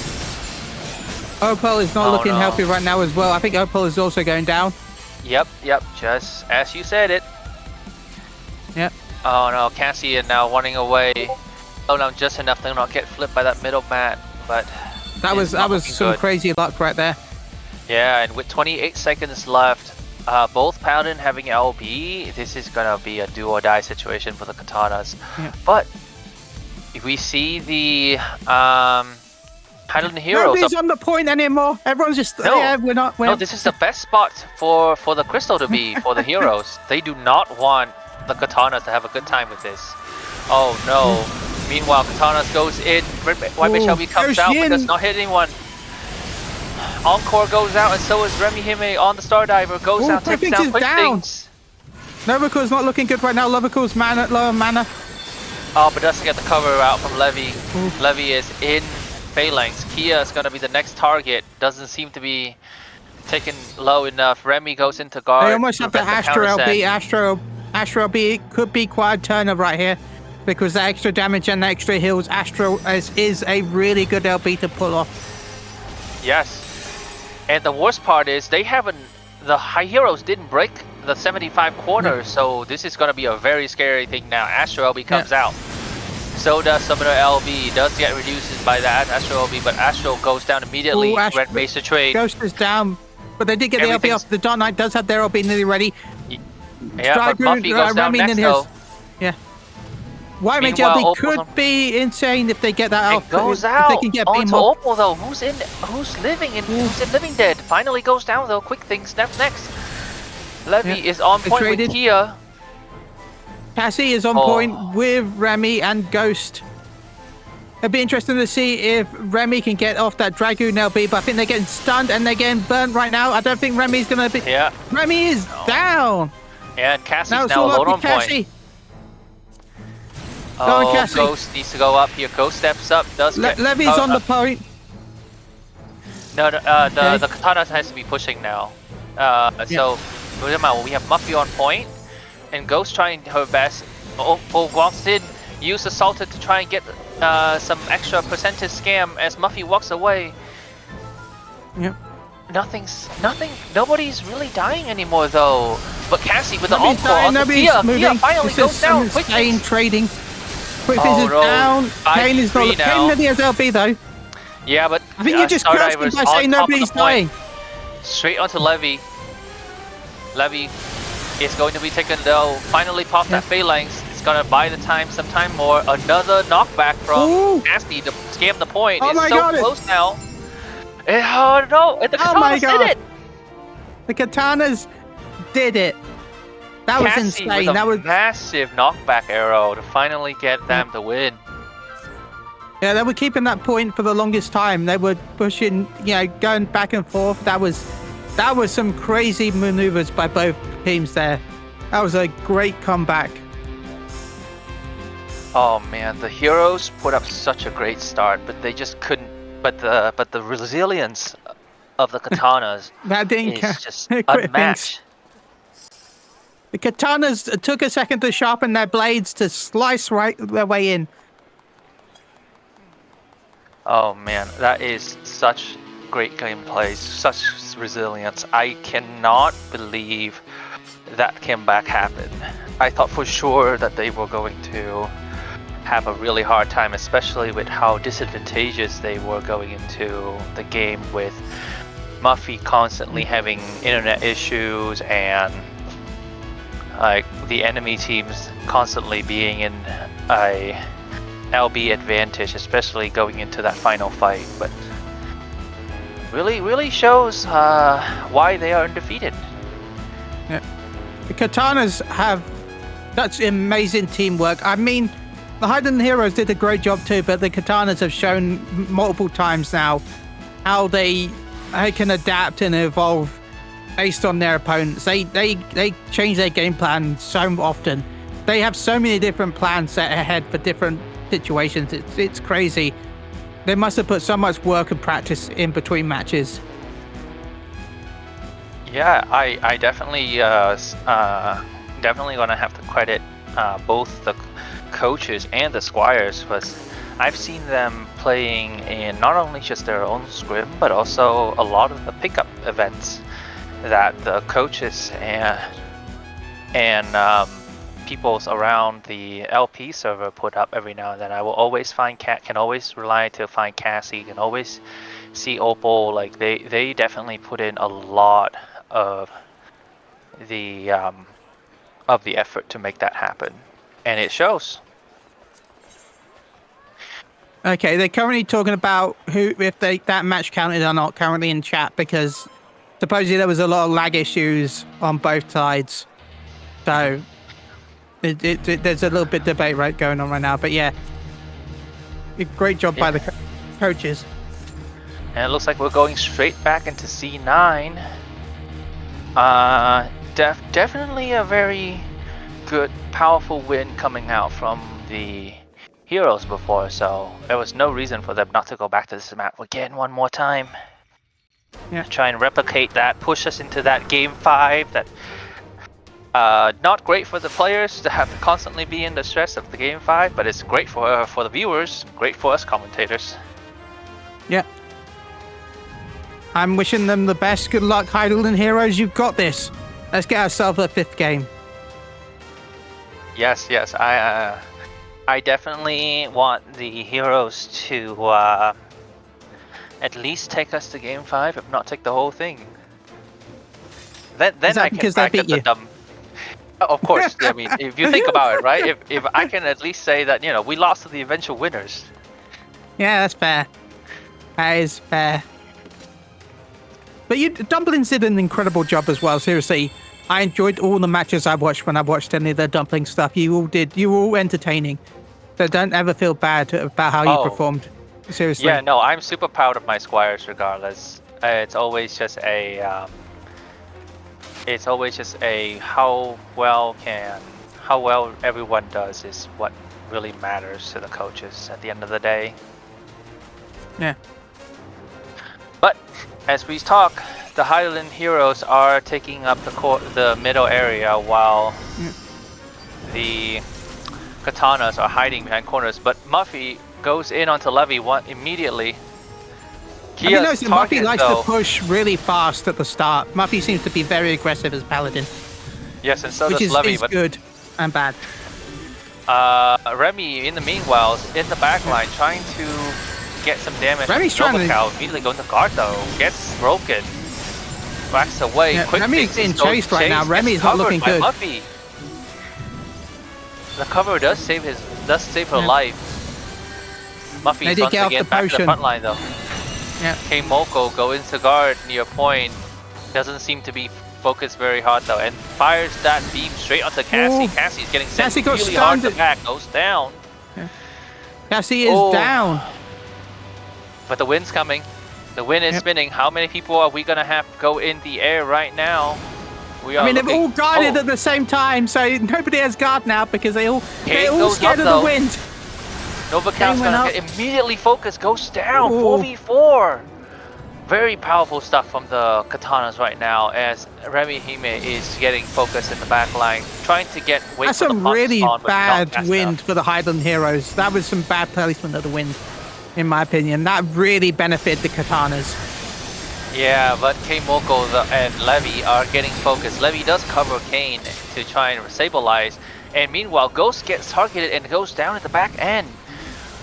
Great job from the DPS. Can they counter with that summoner? The summoner is also down. Yeah, but Opal's also very low, goes into guard. Guard is the Regmage LB, but it's not enough. Cassie sent whacking. Returns to a And everyone is freezing on my screen, but Muffy is down now. Yeah, we are currently having the Katanas backing away as the heroes are currently pushing. Levy is trying to take some damage out onto Remy, but real substance there. But what is important is the heroes does take the 50. Meanwhile, Cassie and Ghost pop their LB going in. They're looking for blood. Novacal is on the front line, immediately gets drained with the encore, gets cover from Levy, but Remy Hime is in the air, forcing the guard out of the rest of the Highland Heroes. And White Mage LB just went off. That was crazy. I'm having to jump into Discord because I think I'm being kicked from 14 right now. Yeah, you feel free to watch my screen if you have to. At the moment, we are having Muffy covering Lemmy, but Muffy's very low himself. Does not like to pop that was phalanx though. Oh, it finally does happen. There's Levy though, getting sent in the front, in the back line, goes down. The Katanas are malting their comeback. Kia goes in, but is very low herself. This is not good. K-Moko and Kia does not have any guard. Kia goes down first. Looks like Kane is going to be the target next, but the front line of Quick Things and Levy have just managed to drive the opponents away as the wind roars once again. 5 seconds back. 2, 1. Who is going up? Everybody guarded, but we do have one person. That would be Ghost. Quick Things went up. Takes damage. Yeah. Cassie's popped the Bard LB. Quick Things goes on point alone, goes down. White Mage LB goes down the line on all of the Katanas, but nobody's taken low enough for that to matter. Muffy Mock goes down first though. Remy may Remy's not looking good, but they do have this. They've got the Summer LB if need be. They've got the Gunbreak LB. They've got the Paladin LB. They can still push back. Yeah, and they're chasing Cassie now. Cassie's going in guard. Takes that speed win to get away just in time. As this is quite a good situation for the heroes. They have the LB advantage, 3-1. Yeah, the Highland Heroes do have the major advantage currently. And they are getting to the point. Though. We're stopping the 50. Kia goes into guard and so is Levy. Levy pops that phalanx trying to cover her summoner. Quick Thing is spinning on point, but nothing is happening. Remy Hime goes into guard, but Levy is still on point. But that phalanx going out though. Levy's pushing point. Muffy is the first to fall. Opal's the next to come up here. But Levy is still not looking good right now. They've been silenced, they're low in mana. But Remy is also not looking good right now. Remy is getting Cassidy. Ghost is going to be next. Ghost goes away though. The heroes are getting some crucial time. Kane takes Cassie down. Yes. Opal and Remy are trying to stop the enemy team. Opal goes into the LB. Kills. Oh, massive kill! What a trade, Dark. From Opal on the Dark Knight, trying to stall as much time as she could for their team. Muffy comes in, stuns Levy. Novacal trying to stall the point for her team as well, trying to get that pot, but no one's taking her. Opal does get the pot and walk away. Meanwhile, K-Moko is on point with Kia. Levy is trying to also help push the point, but Kane's taken really low. White Mage LB comes out onto Ghost. White Mage going through the middle. What a huge White Mage, but the Encore goes in and so is Stardiver. He pops the LB. Kia goes down though, does not have the guard protection anymore. Meanwhile, Quickthink is spinning on point, trying to get Muffy. But not gonna happen. Oh, Levy is down. They took Levy down. So Quickthink is down. That's not Kane looking is good next. right now. It's all on Nova Cow here as Kane is walking away from the point. Goes down though. Astro LB goes down. Trying to keep the shield up. And that seems I think to this be is it. Yep. The Katanas took it 3-1. GG Katanas. Again, amazing work, Heidelin Heroes. There was some latency, in my opinion. I saw some lag, but that's just me. There was some crazy plays. Incredible job by both Heidelin Heroes and the Katanas.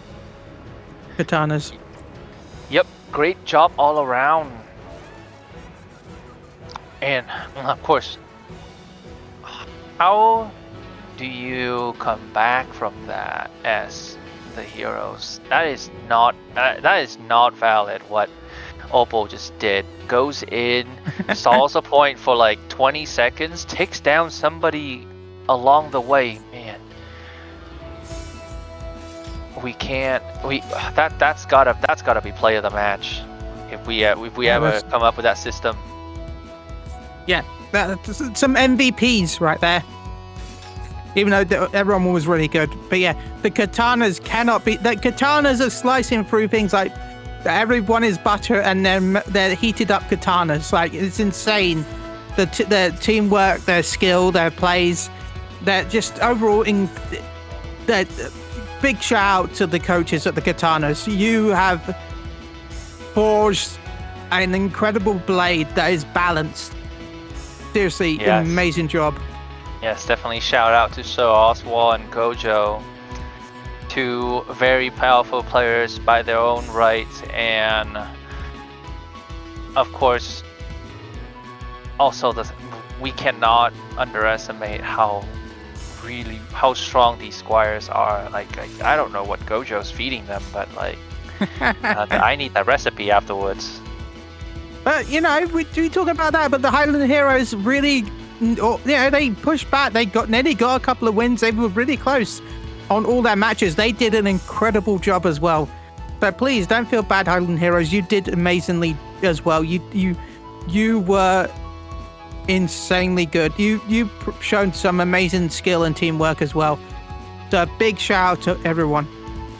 Yeah, no, definitely shout outs to everyone here, because we have our Squires have improved so much over this past month.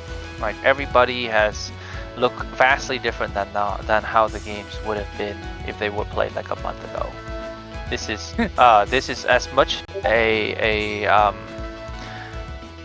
coach's power as the Squire's ability to just absorb everything we throw at them and improve. Definitely makes one like really proud when you think of it, as even if your team loses, like, as a coach, I would still be proud of my team regardless, because they have come into this tournament, they had their own goals. Some of them don't even play or know about CC before this event, and just that amount of improvement to make this look competitive as it is right now is crazy. You were telling me that if you told me that the whole Katana team were pros, I'd believe you. I'm not gonna lie. I believe myself. Some of these plays looks like we see some of those in the actual LP tournaments. It's been interesting to see if it's the Wizard versus Katanas, because I remember that being one of the closest matches in the past. So it's going to be interesting to see who gets through. Yeah, well, we are going to find out right after this with the Wizards fighting the Alpacas, two very Square team themselves. That's right. We're going to be getting Send Noodles on the mic here for that, and trying to get all that underway very soon. So I think we got to get some stuff going here. Daddy Chile, Jababao, thank you both for being on the mic. No worries. Thank you so much. Yeah. We're going to have to get some advertisements out of the way. Chile, anything you want to say to the fans before we send you off for the night? I just want to say thank you to everyone that turns up to watch these matches. It's been a lot of fun casting them. I've had a lot of fun learning how to do commentary with other different people in the PvP space. I've had a lot of fun practicing and improving my skills along with everyone else that I've been watching play matches. So seriously, if it wasn't for everyone that turns up, this wouldn't be happening probably. So seriously, thank you to all the teams. Thank you to all the people in chat. Thank you for all the support and the love. Again, thank you all. You are all the reason why we do this. So big shout out to everyone on Twitch, everyone that's playing right now. And also, of course, big shout out to Giddison. Much love to you all. And thank you for giving me this chance to say words that sometimes are in sentences. And sometimes make sense. Yeah. No, I can't promise that. Eh, well, I can't. I can promise the first one. I cannot promise the make sense part. yeah. Well, hey, Sorry. cheers to that. Good seeing you, and we will be right back with with more of the Squires League. Take care, y'all.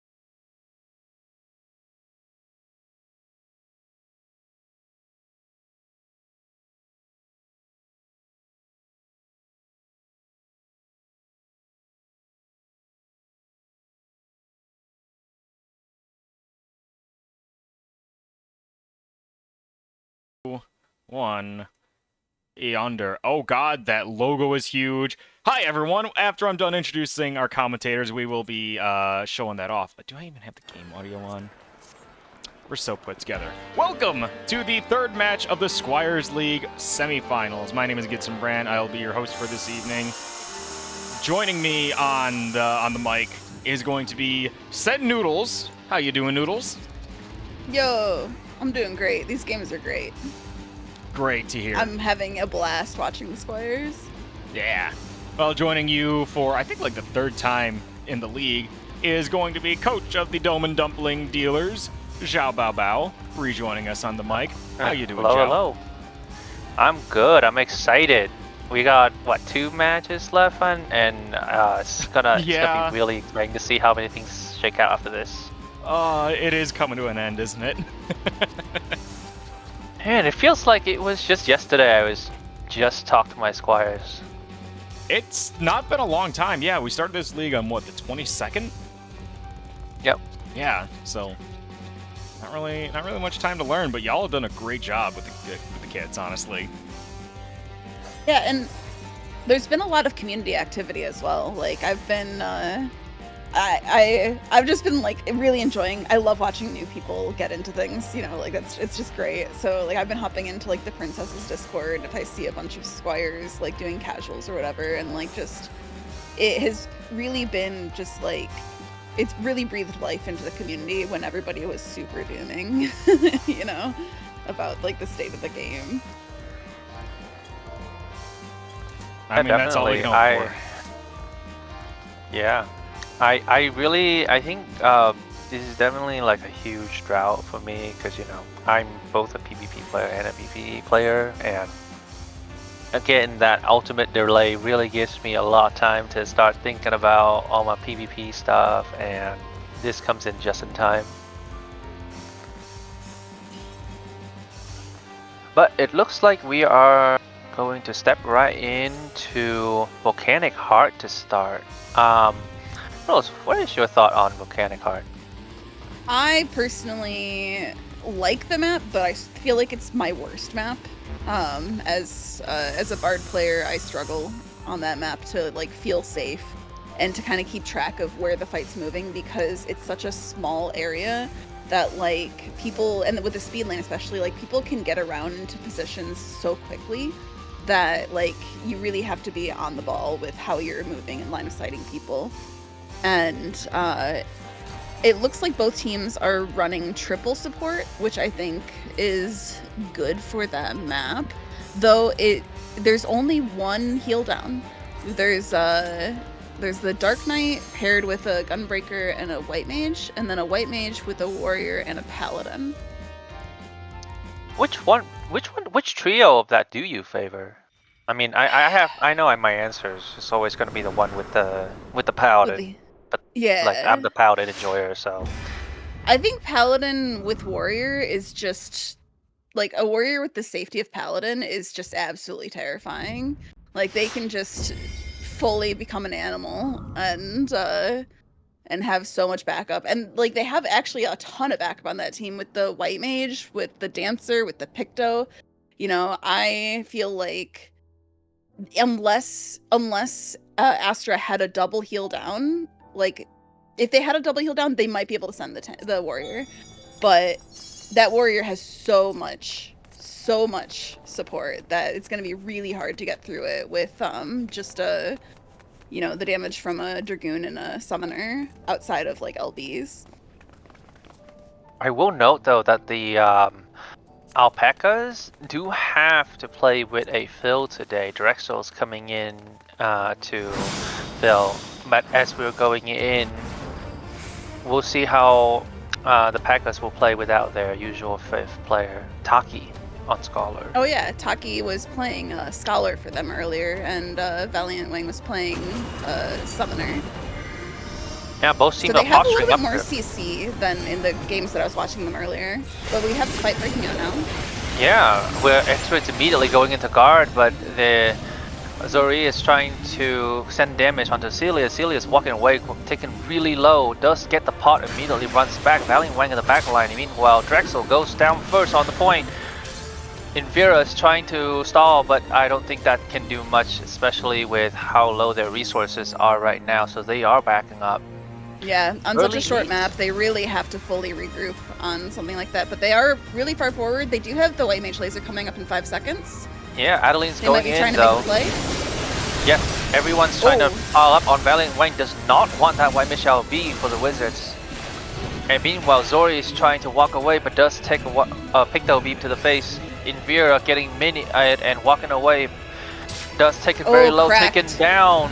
Oh, what a good crack. Drexel's next up on the chopping block. Drexel's taken low, taken down. And that's it. Wizards are just steamrolling right now. That is such a powerful gameplay coming out from them. Yeah, they're really hard to break into with that. Oh, we got a scream on the Yes, Dark Knight. and a dance right now in counterplay. Oh. What a dance though, and that white mage beam stopped Botvar from extending that time. Celia's guarding on point, but I don't think that does much for the team. Adeline's still trying to play. White mage LB comes out in retaliation with the Wizards. X-Wits the target, taken low, spinning on the point, but does not have much support from the rest of his team. Does have to walk away in guard. Meanwhile, Botvar does not let him go though. What a stun! Adeline with a massive triple stun for the kill. Drexel's taken down for the cherry on top, and Sionor and Celia is just standing there thinking, okay, well, my team got this. I'm just gonna push point. Yeah, I was a little surprised there that I was expecting a full regroup, which is why I started talking, thinking I had a little bit of time, but they just they ended up staggering right in, and Zori's trying to get a little bit of space with that LB, but I don't think. Yeah, but they're taken down instead for it because it's 10 seconds up. Invera goes in the air though, does not have much health to work with, so had to take a defensive Star Diver. Meanwhile, the Wizards are just going wailing on Invera, does not let him get to play. Botvar and Adeline are chasing, the stun goes down. Meanwhile, we got Celia on point with the Phalanx, just holding the off of them. Valiant Wang comes in to try and stall the point next, but he is just a white mage, and there's a dancer coming in off for his head. He gets Oh, a screamed dance again and also. a scream Oh. just for Valiant Wang. That is some hate right there. Yep, and meanwhile Zori is up next, and X-Wit's not far behind, taken low. Zori's taken low, taken down. X-Wit's takes the damage. Sugar Snap with a white mage LB to try and force that out even faster. X-Witz is just alone. He does not They're have gonna much have health. This cake to knock anybody off if they get the point, like Yeah. right up there. I don't even know if they'll need it because Invera and Drexel are the only two left on point. Invera's walking away. Sionor does drop the Picto cage, but it seems like White Mage LB came out too. Oh, that's a great Picto cage then. It's taking so much damage out from the rest of the team. Drexel's taken low, taken down. Zori's guarding on point. Invera's trying to do whatever damage cleave he can, but does not have anything. X-Witz came back, but he's not on point. Invera's next. As Zori falls, goes into guard. Does guard a very big Picto beam though. So we're coming up Wang on come another back. Dancer LB and a Warrior LB. I saw Bodvar was feeding the Warrior LB charge. Yeah, and here we is. So they The could do spin. it together. X-Witz target as Valiant Wank is gonna be screamed as well. Does not have the guard to kill the team. Drexel's on point, but it doesn't matter. It's not who they're looking at. They're looking at Valiant Wang. Nope, never mind. They're turning right back into Drexel. Drexel goes down. Zori is on point as Valiant Wang falls in the back. And Zori hold the and point for a little bit. I know, but I don't think that really is going to matter much because he does not have any No. health or MP. He's gonna fall into a bunch of fiends on his face. The Wizards are just gonna cast a delete you out of the existence. Zori falls as the timer counts down. X-Wit is gonna be on point, but I don't know if he's gonna last long enough. He goes into guard, does trigger the overtime, but Drexel and Valiant Wang came back just to watch their teammate falls. Valiant Wang sends the LB straight into Adeline's face, but I don't think that does anything because it doesn't help anyone else. Drexel falls on the point. Valiant Wang is up next. He goes into guard. This OT is going crazy right now.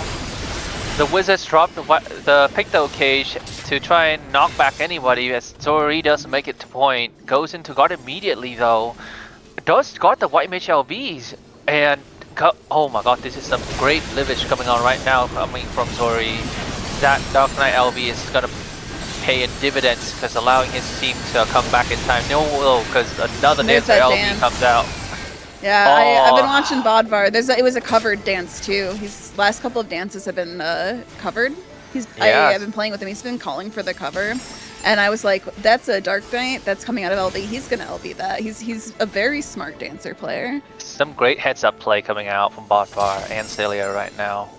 But as we're talking though, the Alpacas are once again down everyone but Valiant Wang. He is alone. Does not have anything to save him. He does go into guard, and Zori is getting stunned in the backline, desperately trying to make it to the team. Does extend the OT just a little bit more, but nobody's coming up next soon though, and Zori's life is not there.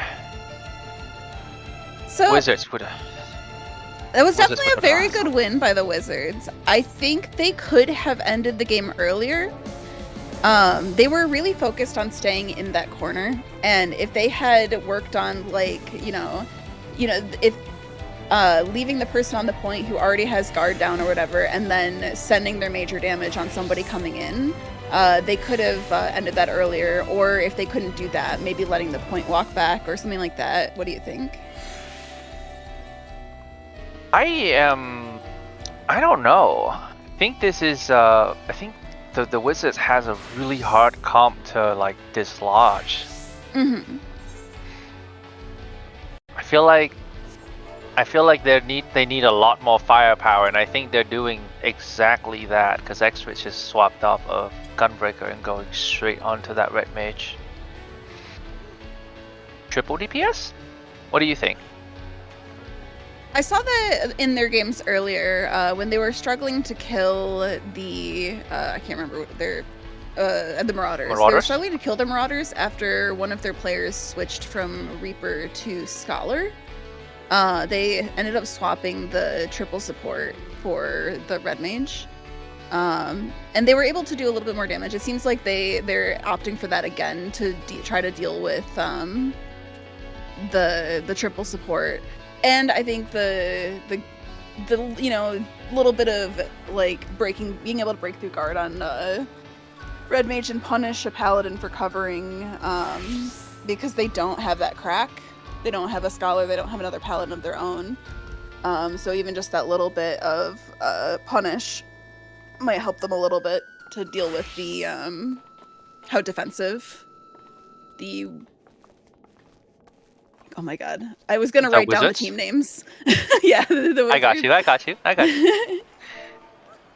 Yeah, it's I think the Wizards have some great defensive classes for a very offensive team, because they obviously have the Warrior and the Picto for the big damage, and then they're being supported by a Paladin, a Dancer, and a White Mage. I feel like that's a very, very, very scary comp to go against, especially with how hard it is to dislodge them, or even to dislodge the Warrior. Yeah, that like a Warrior that can't die is just.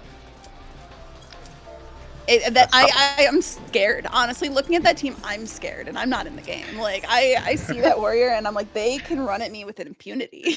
Like they're, unless we do something like really drastic, that guy's not dying. Yeah, and I think that might just be why the Packers feel the same way you do. So they're like, well, I guess we can't kill them with 2 DPS. Let's do it with 3. Oh, actually, they swapped the Red Mage for Astro instead while we were talking.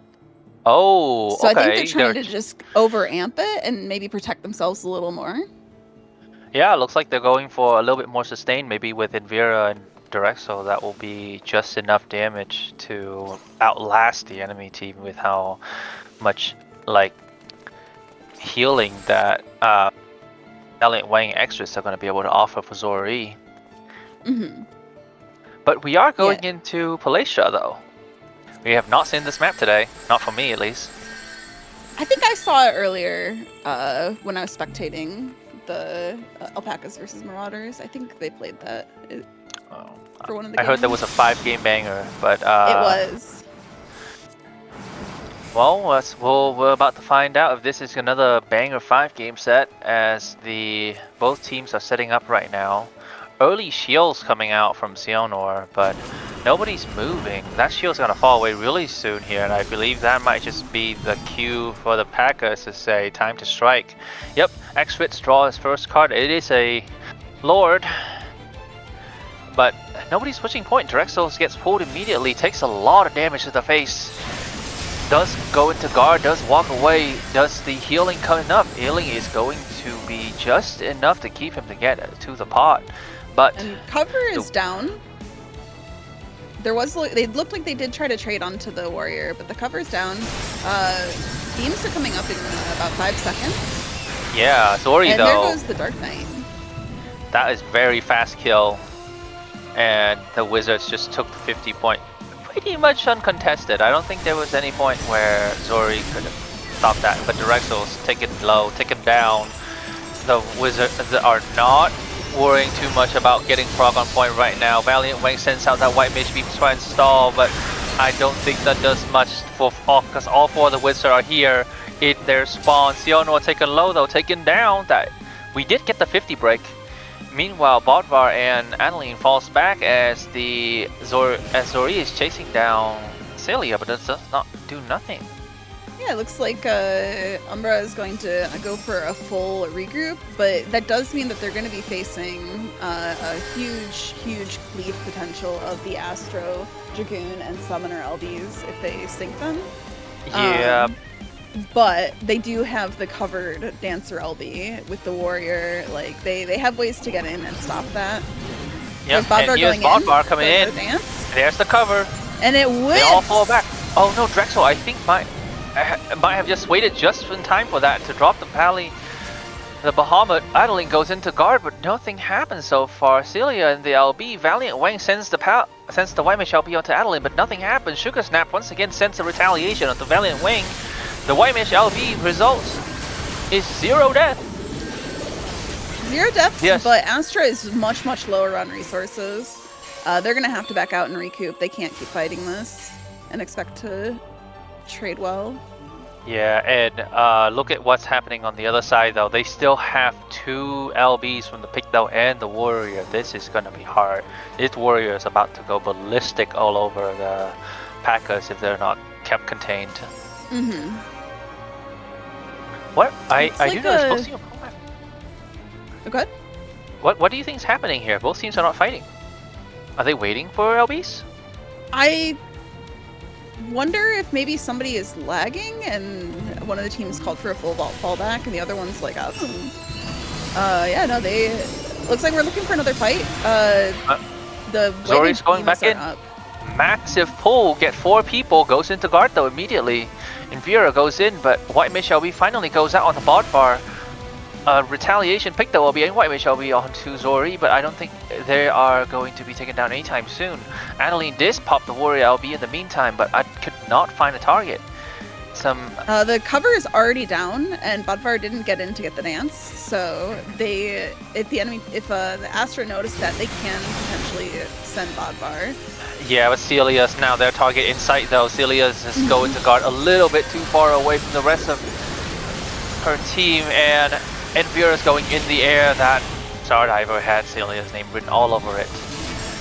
Meanwhile, Sugar Snap's next target in line, Bodvar, is in the middle of the enemy team, but he has a Dancer. He might be able to get away. That Dancer's coming up, but Zori's still the pot.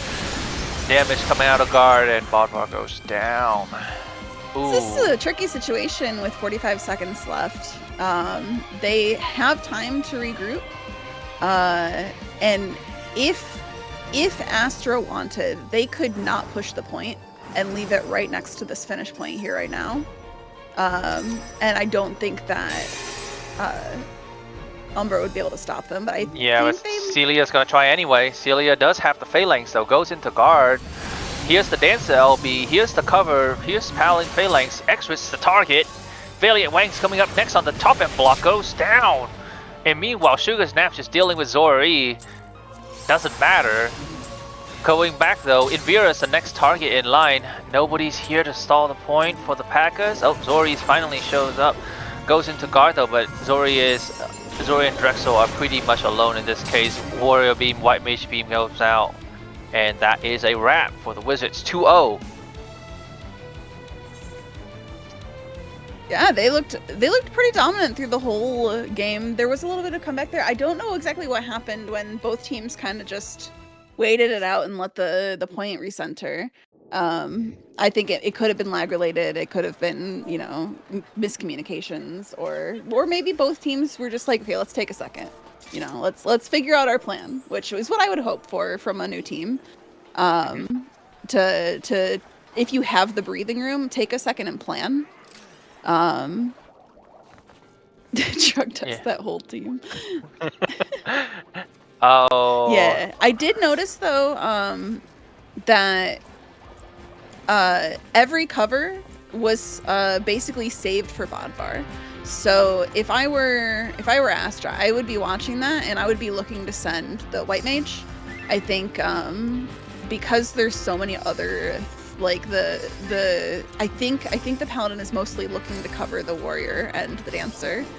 And I think you might have to look at one of the other squishier targets, though they are quite ranged. They could send at range. What do you think? How would you, if with that comp, how would you try to crack the Wizards? Oh, I'd go for the Paladin 10 times out of 10. You go to the Paladin? Okay. Yeah, you just make sure they can't play? Yeah, because they don't have a front line, right? I know that like Warrior is very scary and all, but Warrior does not do anything that does not really have any like support ability to offer. It's just it's basically a DPS in a trench coat. So you can effectively just ignore the Warrior to start the fight and just go for that Paladin, take the Paladin down. Like they only have a White Mage. That Paladin does not. That's true. Much support, especially when the dance partner has been sitting on Adeline for pretty much the whole game. Okay, yeah. Good insights. Looks like we're going to Red Sands for that final game. The great map for the Wizards, as we have known, because from previous match, there were allegations of the Wizards bribing Red Sands administrator for favorable RNG. So very brave of the Alpacas to be going into that map. Ooh. Signs of life though from the Alpacas though, because especially when Xrit moved on to Red Mage, it seems to have with a little bit extra damage, they were able to do a lot more. Yeah, and it seemed like the opener just kind of went sideways for the Alpacas because Drexel was just a little bit too close and showed when the Warrior was able to bloata. So I think if they if they're not on the back foot, they might be able to send. They might be able to just, you know, put a 1 marker on that Paladin and chase them down. You know. I just saw a comment from Sir Oswald, the coach of the Katanas himself, calling out Valiant Wang for looking too presidential in his portraits. Man's running a campaign. Alright, both teams are going straight in. Do you think there's gonna be a standard fight in the middle, or do you think one team's gonna give up that middle box? I think somebody's gonna get up. I don't think they're both gonna commit to fighting in here. Yeah. Yeah, it looks like the Packers are going to fall back. This Drexel is gonna get caught immediately, goes down. Yeah. It was a really nice rend by Adeline. Yeah. And Adeline gets to walk away for free because nobody was able to react to that fast enough. Very decisive plays coming out from the Wizards right now. Yeah, I think I saw this in their best of 5 earlier as well. The Alpacas tend to wait on the openers, even if they don't have the 1-minute advantage. But in the meanwhile, though, Zori does have a lot of damage coming out. Cleave White Mage LB comes out straight onto Bodvar and Adeline. Bodvar goes into guard, but does manage to dash away. Celia immediately goes for the cover, but Adeline is the true target after all. Dump back in. Zori is the target. You get dash back in, but doesn't matter though. Zori does walk away. Celia goes into guard, does not have the cover to save his teammate, but the Packers are chasing, and Sugar Snap. They're able to shut down the White Mage. A little bit of an overextension there from Sugar Snap, I'd say. But this hallway, once again, nobody is able to breach it. Because it's such a deadly place. Zori does go in though. Dancer LB comes out right on top of Zori, who is in guard. Pounding cover goes out to Barbara as the play predicted, but the Dragoon LB is in the air. They have to split that up. Celia would have died otherwise. Zori goes into the Dark Knight LB. Target is Celia. They are taken low, taken very, very low. They got them not down. get Phalanx on time.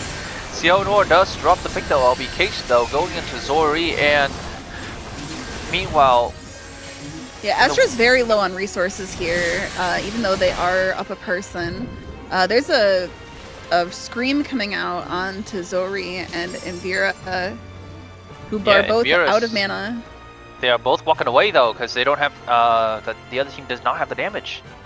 Without Adeline there to stun, that wasn't happening. But they do get the 50. It looks like nope. Zori is like nah, not on my watch. Goes into guard. They're chasing Sionor. They're trying to get the kill. There's no pot on the other side, so we'll see if Sionor is able to make it out. But in the meanwhile, Zori is on point alone against four wizards who are just pounding him from range. Celia goes into the phalanx to try and discourage his team, the enemy team, to walk away.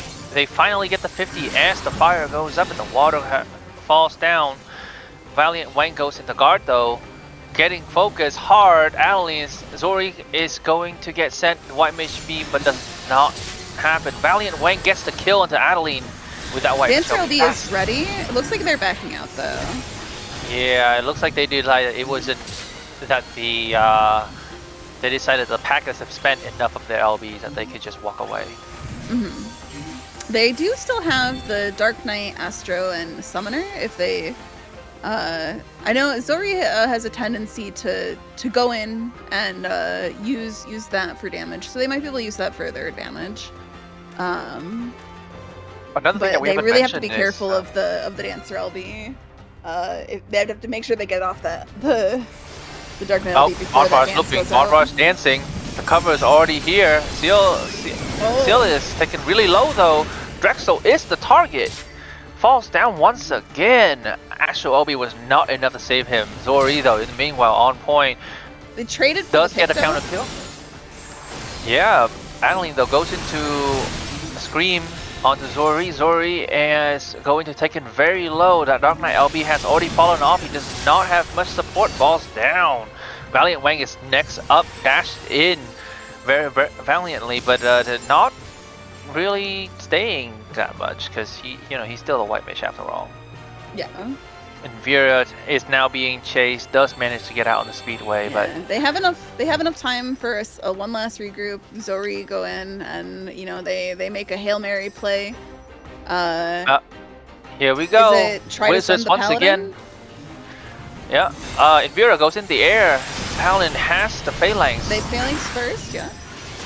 Siono also popped the Picto case, but it doesn't matter because Zori and Invira already taken super low. Another White Mage LB coming out from Sugar Snap, but does not get any kills. Meanwhile, it's just a full-on brawl on the point. Invira and Zori are just taking cleave after cleave. Drexel's up next though as both the melee goes down, falls. Nobody's on point other than Valiant Wang, and he is taking Going to get danced. all the damage. X-Fit snub next on the point, but I don't think he's going to make it in time. 3-0 dominant win from the Wizards. Very.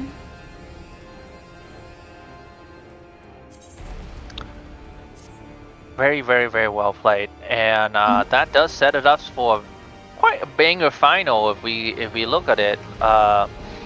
Both the Katanas and the Wizards have had somewhat pretty much like a very solid win over their opponents. So might be fight of the Titans here. I don't. Seems like having two coaches is definitely the way to go because You know, they have more people to feed crazier things to each of the squires. Yeah, I think also, you know, it's great that Drexel was able to hop in for them, but I think, like, having not practiced with the team, I think the games might have been a little bit different if they had their normal lineup. But they did a really they showed as best they could, you know, with Yeah. Yep. Congratulations to the Wizards for making it to the grand finals, and congratulations to Alpacas too, because they did make top 4 despite everything. Yeah. Right? And I mean, even with a substitution, they were still able to show lots of signs of life, and really does show how much they have improved themselves over time. Yeah, these games definitely look a lot more thought about than I think, you know, I think I started, well, I think I missed week 1, but like the last couple of weeks I've been watching, you know, the Squires, and I've been trying to catch customs when I can to see them, and like a lot of these players have like really improved. Even players that have kind of been around, I feel like being in a situation where they're also teaching people, you know, like the people who maybe are who've been around, I think have been like, you know, you just learn more when you teach other people, right? And you understand concepts better when you have to explain it to somebody else. And I think because there was kind of like a striated, you know, skill level, there were some people who had played before and some people who had not played at all. I think that really really boosted some of the players who have kind of been around a little while, and I think it really like took their gameplay up a level from what I've seen. Yeah, and I mean, we obviously are going to have some new celebrities too, as we can see in chat right now. Valiant Wang is accruing a little bit of a small cult of fans. Everyone showing their love to the new players. All right. You always love to see that. Not only are like they're learning the game, but they're also becoming part of the community too. I love it. All right. Well, with that said, that is a 3-0 victory to the White Brim Wizards. They are going to be in the finals alongside the Kugane Katanas. That's going to be coming up at 6 p.m. Eastern Standard Time, so about half an hour from now, as we go and recharge and reorganize. I think, Nudes, that's going to be you and me on the mic for that. Is that cool? Yeah. All right, cool. In that case, Xiao Bao Bao, coach of the Dome and Dumpling Dealers, it has been a pleasure having you not only on for commentary, but also just, it's been fun hanging out with you during the league. Yeah, definitely. I will definitely once again shout out to all the squires, shout out to all the coaches for putting their time and effort throughout this last month for this entire event, and I'm excited to see how it's gonna all ends up. Now, if you excuse me, I have a couple of Squires game. It looks like they're playing. I need to go catch them. Oh boy. Oh yeah, they're playing some off game like post match. Yeah, that's where the real party celebration's happening. Yeah. Well, there we go. Oh no, right. not my reactive. Yeah, I'm so sorry. Can I change my reactive? I don't want that to be distracting. We're just gonna turn it off. I thought it would be a fun idea, and then I looked at that and I was like, my reactive is. Your reactive is now redacted. So, okay. Thank you so much for coming out here to Shout Bow Bow, and we'll be right back, ladies and gentlemen. 6 o'clock. Don't go anywhere.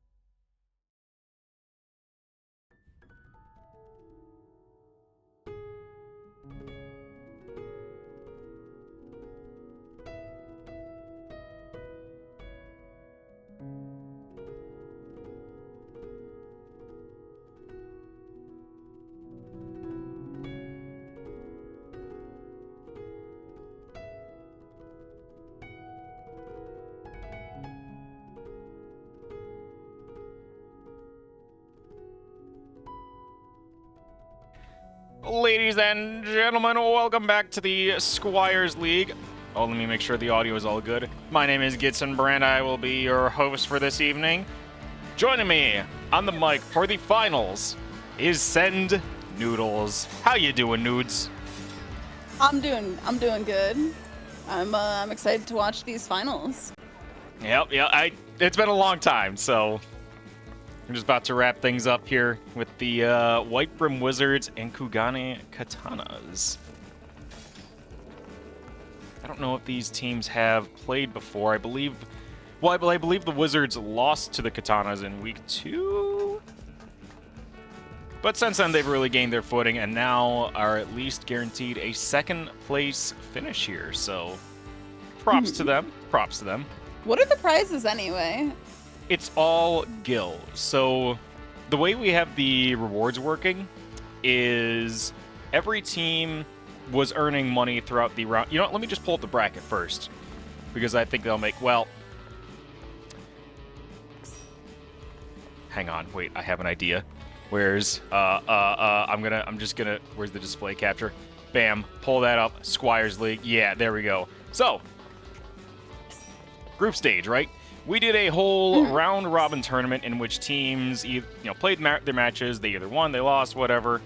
What this did, if I can think through, was every team that won a set was guaranteed 1 million gil for their team. Any team that won a game as a part of that set got 250k. So we've compiled that all up to over the course of like 7 games at this point to determine how much each team is going to get paid out. So it's going to be that much gil. Plus we have, I think it's a 20 million gil prize pot for the finals. First place is going to get half of that. Second place is going to get a quarter of that. Third place is going to get an eighth of that. And that'll be the prizes. Okay. And then I think Faire may want to do a little knighting ceremony for the kiddos after we're done here, so... Which I do have to talk to her about.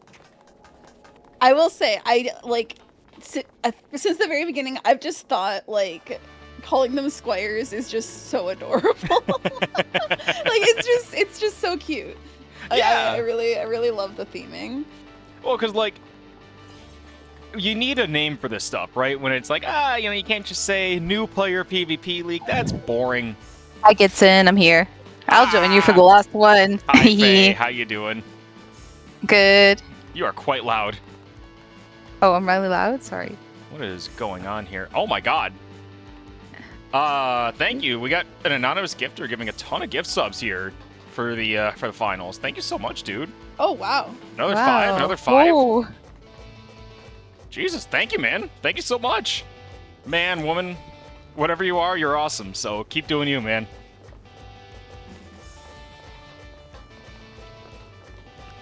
And I think, the theming has been on point for calling it the Squires League. And then I think people just kind of like that, because it's like, how do I want to say this? It's like when you're doing something as a part of PvPrincesses at the Renaissance Fair. You can't... It would feel like you're an outsider if you named it anything off-theme, Mm-hmm. But they're not outsiders. Like, every single Squire who's played in this is now a part of the community. And we're so happy to have you guys here, so... Yeah, it's been... the way I put it, it's felt like being like an upperclassman in high school. That's a you see good the way to freshmen put come it, in, yeah. Like, it's very... It's just been very wholesome. Everything that I've seen, I've seen people from Squires from different teams practicing together. Yeah. They were putting together their own casual scrims and mixing up players, so everybody got to play with each other and get a better sense of how different people communicate, how different people play. It's just been really, really, really great to watch. Yeah. Just what was it, this past week? Monday, Tuesday, and Wednesday, there was always a custom game going on from noon my time to 8 p.m. I was talking... they Go ahead. Go ahead. Oh, I was talking to Faye about it, and I was looking at that while I was at work, and it made me feel like a grandpa on the porch of my house watching like my son. The farm, yeah, on the porch of my farm, watching my son and my grandson playing on the old family tree. You know. Yeah, I'm so proud of them, and I had so much fun interacting with them in the Squires chat, and personally I was playing with them too. I even got to sub in once for Alpacas, and everyone is so sweet and super nice, and I've made so many friends out of this, and that's all I could really ask for. Everyone is upskilling and having a good time. Yeah, it's been so good. Oh, I think I mistyped that. Hi. Well, the start of the finals, God damn it, is going to be on, as you may have, or as is appropriate, I guess, Pokemon Stadium, Palestra.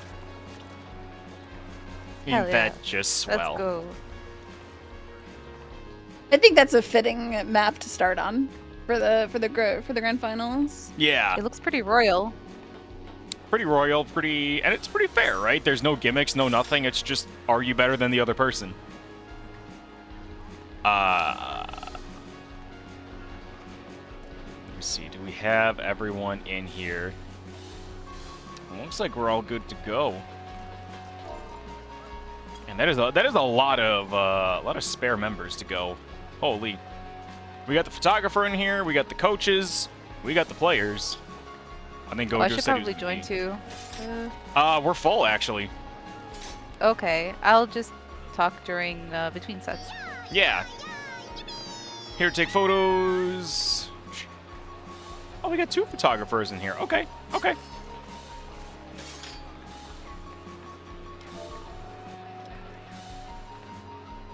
If you want, Faye, I could probably stream, or Noodles, could you stream on Discord?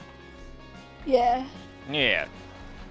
I do not want any quality dips for these hardworking squires who, yeah, honestly, one of them's going to come home as a knight. One team. Yeah, we'll definitely try to figure out how to continue this somehow. Gotta discuss it. Yeah, I mean, it's just been such a monumental effort getting everyone together and all that, you know? I am getting a DM from Naya. You have to knight the champions. Oh, I will. I have trophies for them, like game trophies to give. You do? I do. Oh, you do. Thank God, because I think Naya's gonna shoot me if you don't.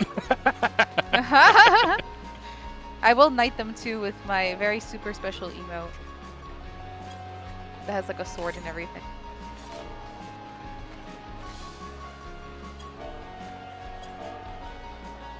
Alright. Just told Squires we are ready to go. One of your party members does not meet the requirement. Oh, Oh! one of the spectators DC'd. Well, that's a new one. Yay, can I join now?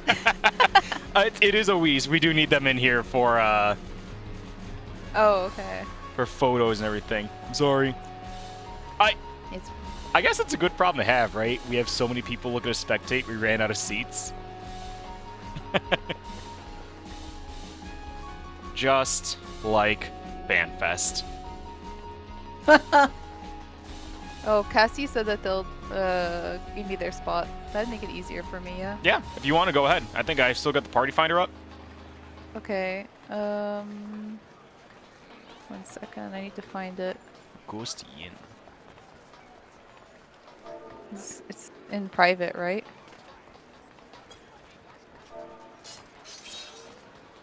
Let me see. It might be. I don't think it's up. It is now. You got the password? Okay. No. I DM'd it to you. Okay. Got it. Welcome on in to the Squires League. Ari is your new photographer for now. Oise is done. Oh! Okay. So we will need to... Oh, don't disband the party. Jesus. That would have been bad. All right.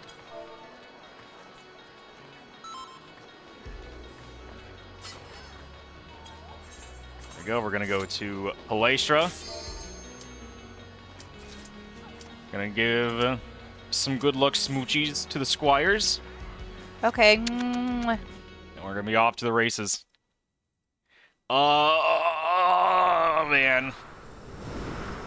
I gotta be honest, I've never, like, ran a league for this long before. Like, having an actual, like, what do you call it, capstone final event. I'm kind of excited for this, dude.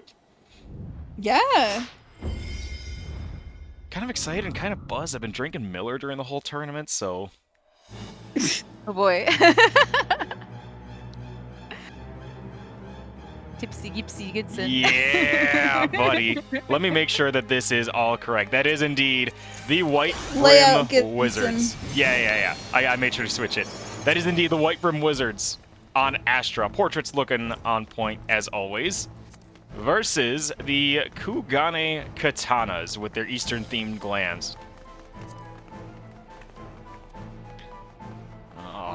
I am interested. Both teams have a paladin.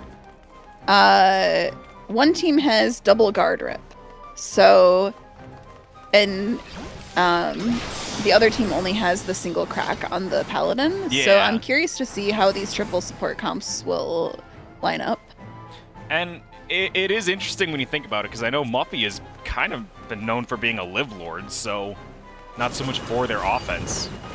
And Bodvar, oh my god, every time he's gotten a dance off this tournament, beautiful stuff. But let's see. Oh, there's a spin from Remihime. Throwing damage onto Oh, throwing a lot of cleave onto the Katana. Oh my goodness. Wow. What a wipe. Katana's opening That up was, with a that was a double lot of kill. cleave. That's a run away, Oh, yeah. back up. Don't let them stagger you.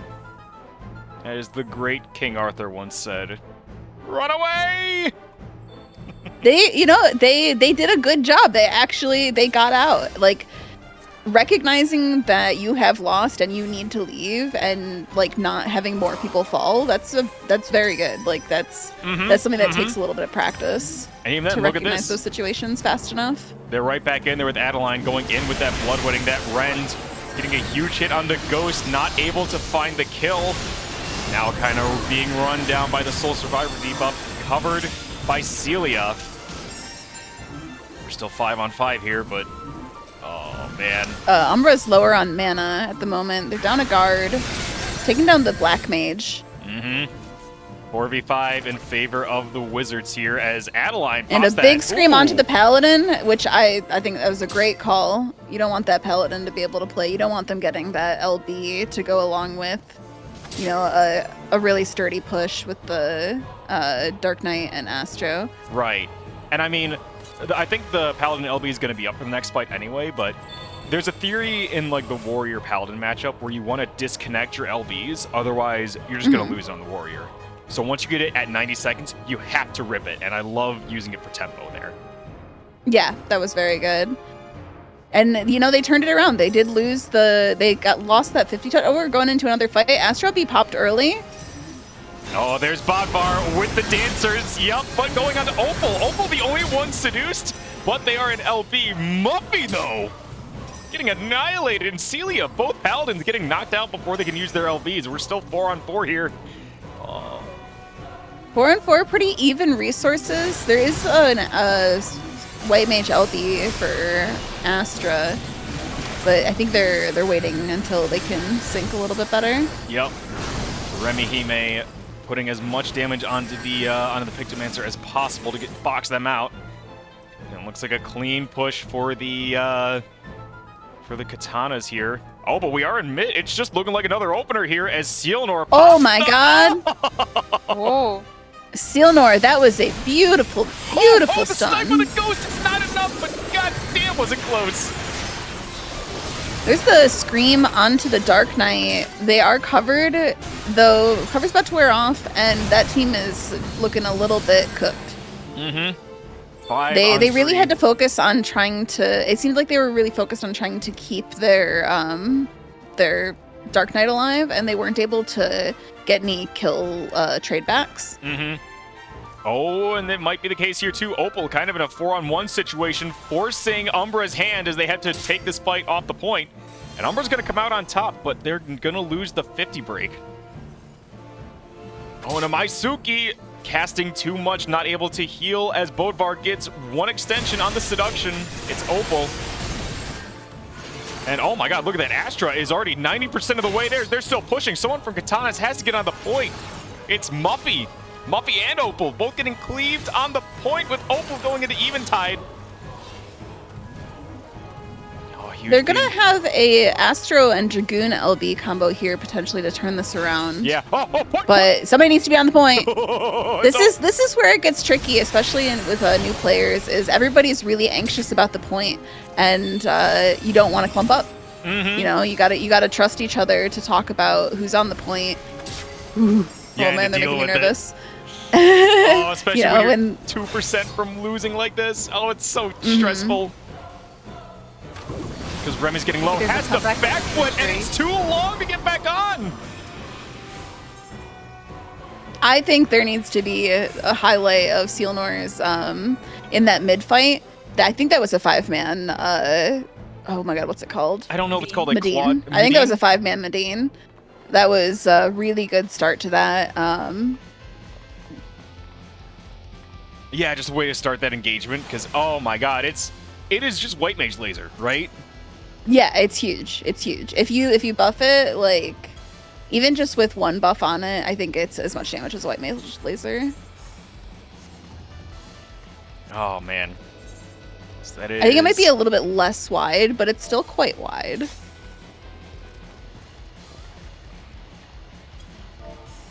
So that's Wizards taking game 1. So that means the Katanas can be beaten. Yeah, how do you think they're gonna adjust for the next game? What do you think went wrong for them there? I think that was just, it was a very back and forth game, right? Both teams were taking and trading team fights. I honestly think that the White Brim Wizards just kind of won that coin flip twice in a row. Obviously, we saw some uncertainty about the point once both Muffy and Opal got down. It was just, there was no frontline presence, or there was a lot of panicking about the frontline presence in that crucial 90% moment. I think if they can avoid being in that situation again, they'll be all good. Like, I think the calls might need to be like Paladin into Dancer. I'm not 100% sure on Maybe, that, though. yeah. When you see that Dancer coming up. Because we do know, we've seen that Celia will cover Bodvar for the dance quite a lot. And you always want to, like, when I was talking to Xiao Babao in the last set, you know, he made the point, like, that warrior is only so hard to kill because of the Paladin. You kill the Paladin because they're enabling the warrior. Right. And, yeah, I think if they're able to, they swapped in Cassie Cat on the Bard for, I think they had, what did they have last? They had a, not a Pictomancer, that was on Astra. Oh, it was Black Mage. Black Mage. That's right. It was a Might. So they have more amps now, which means they could definitely, yeah, they have more amps and more CCs, so it might be easier for them to disrupt the Paladin, get that Paladin down, and keep them down. Yeah, and because this is a very CC heavy meta, right? With how much sustain there is on the field. Kind of denying the White Mage or the Paladin their support abilities at the right moment is... That's where we get those differences between those, like, 50-50 coin toss fights. And the other thing, like, I think Xiao Babao was talking a bit about, like, Bard's mana drain. And it's not just that Bard drains your mana with Encore. They also have that 10-second bind, which... yeah, it's nuts. What I would say to, like, new Bard players is if you're positioning, you know, reasonably far back and somebody comes close enough to you that you can bind them without running forward, they're probably trying to do something, which means they're more likely to press Purify. And so, like, you're draining people's mana through that CC as well. And that is why Bard is so, is just so annoying. And I say that as a Bard main. I love Bard, but it is, I specifically play it to be annoying. Yeah, you know, like, I go out of my way to be really annoying on Bard. But yeah, like, that I think is going to make it harder for Or I think it'll be easier for them to get the kills onto that paladin. Yeah. Oh, it looks like we got the wizards going straight down the mats here. Kind of taking the long way to go to the left door. As the Katanas are setting up in the middle here. Oh, Opal finding a huge pull right in the corner. His team's not ready for it, though. And it looks like Muffy is going in deep. Might be the target here. Yep, there's a lot of damage going out onto her. Adeline in the warrior back. going very low. Ooh. That's cover comes in, and they're gonna deny that plunge reset. Yeah. Oh, and here's Remy in a bad spot. Is she gonna get first out of guard here? Good backflip. Does she have the support to live? The Oh, and cover! Cassie gets caught in the cleave there. I don't think Cassie was the target at all. No, just That unfortunate is- timing. Yeah. And we got Sugar Snap coming up with an LB here. They can definitely blow that for tempo to Maybe, make yeah. sure they can secure another kill But here... and keep staggering the enemy team. Oh, well, we have a bit of a scuffle on the mats as it looks like the wizards are just trying to force something terrible for the Katanas. Oh, but look at all the LBs that the wizards have. This Look at is that. a really rough place to fight. You know, they're doing good. They're positioning around the corner. Astra has more LBs here. There goes the dance. Oh, and there goes the... Dance hits 3. And Scream hits 2. And both of those die. Yup, as Cassie goes low, Muffy tries to get the cover off. It's not going to be enough. But Yeah, no, honestly, that a 1-for-2 combo trade. there was very, very nasty. Yeah. And I'm surprised that the Wizards aren't pushing this harder. They're up 3-4, but I guess with Opal going down using LV, maybe. Yeah, I mean they have to kill Opal. You know, Opal's not letting them move the point and kind of buying time for the team to respawn. Yeah. And now we see that Celia's at half health, half mana, Ooh. and might be forced to LB out of necessity rather than no. Looks like they're backing out again. They're still fighting on this corner.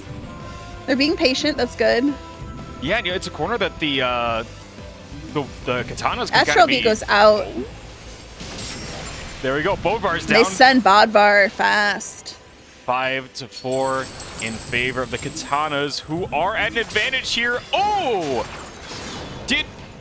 I don't know if Ghosty's guard ran out, or if Celia shield smote them so they would take 50k from the sword Jimbo. I gotta get a replay on that. Yeah, I missed that. I was looking at health bars. Health bars and everything. We Remy gotta- going up. Ooh! Double kill. Excellent Dragoon Slam.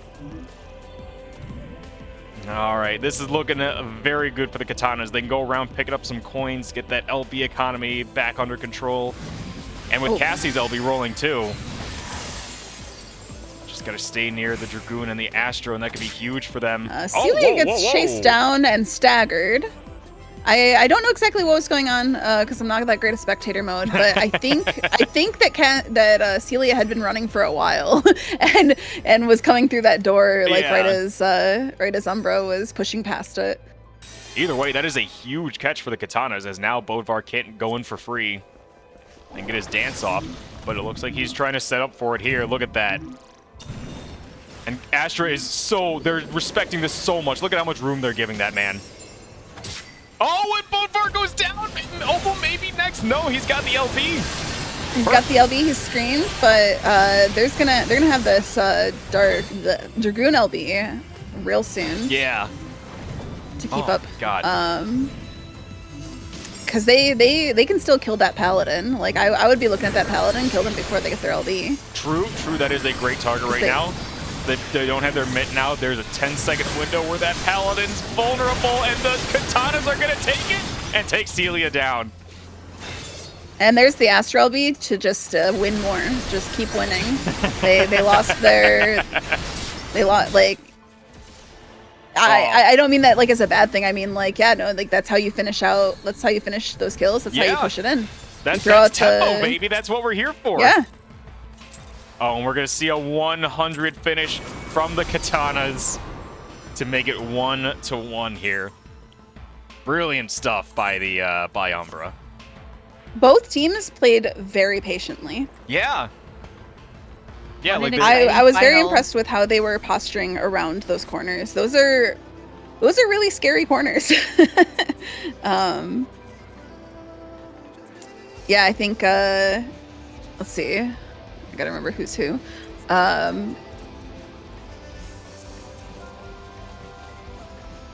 We saw that I know at least once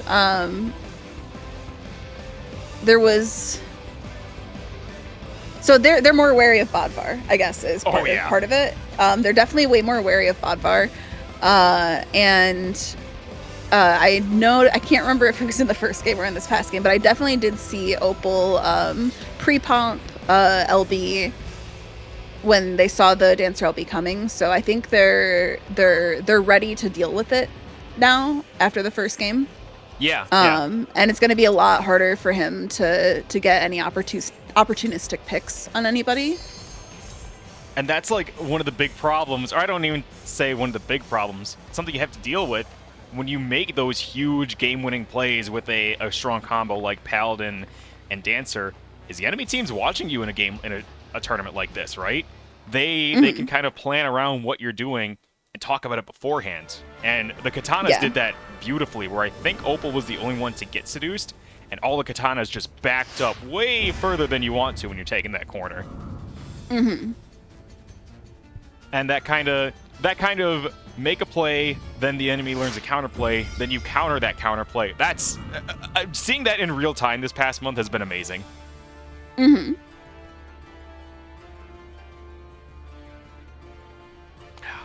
But I do know the Wizards are a particular fan of the Red Sands. What do you suppose this gives them more than anything? I think Red Sands is a good map for Picto. Okay. Yeah. I think it's a good map for Dancer. I think it has a nice long hallway and good angles for White Mage lasers. I think a lot of pieces of their comp just feel good on this map. That's true. Because especially now that Umbra, they're rocking the Astro instead of a White Mage. You're right. That is a huge advantage for them. All right, game 3, I think Astro... 1-1. Oh, go ahead. I'm just announcing that the score is we got both teams going into the Oasis. Who's gonna be going in the mid first here? It looks like Astra is gonna be pushing up, and oh no, we're going for a full-on brawl. Opal goes into guard. Warrior goes into guard as well. Gets the stun Astro on the in guard. Mummy's log.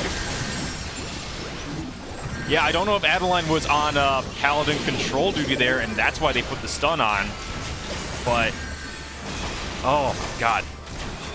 A lot of stuff going on, but not a lot of damage or deaths or even mana. Oh, Celia going low, however.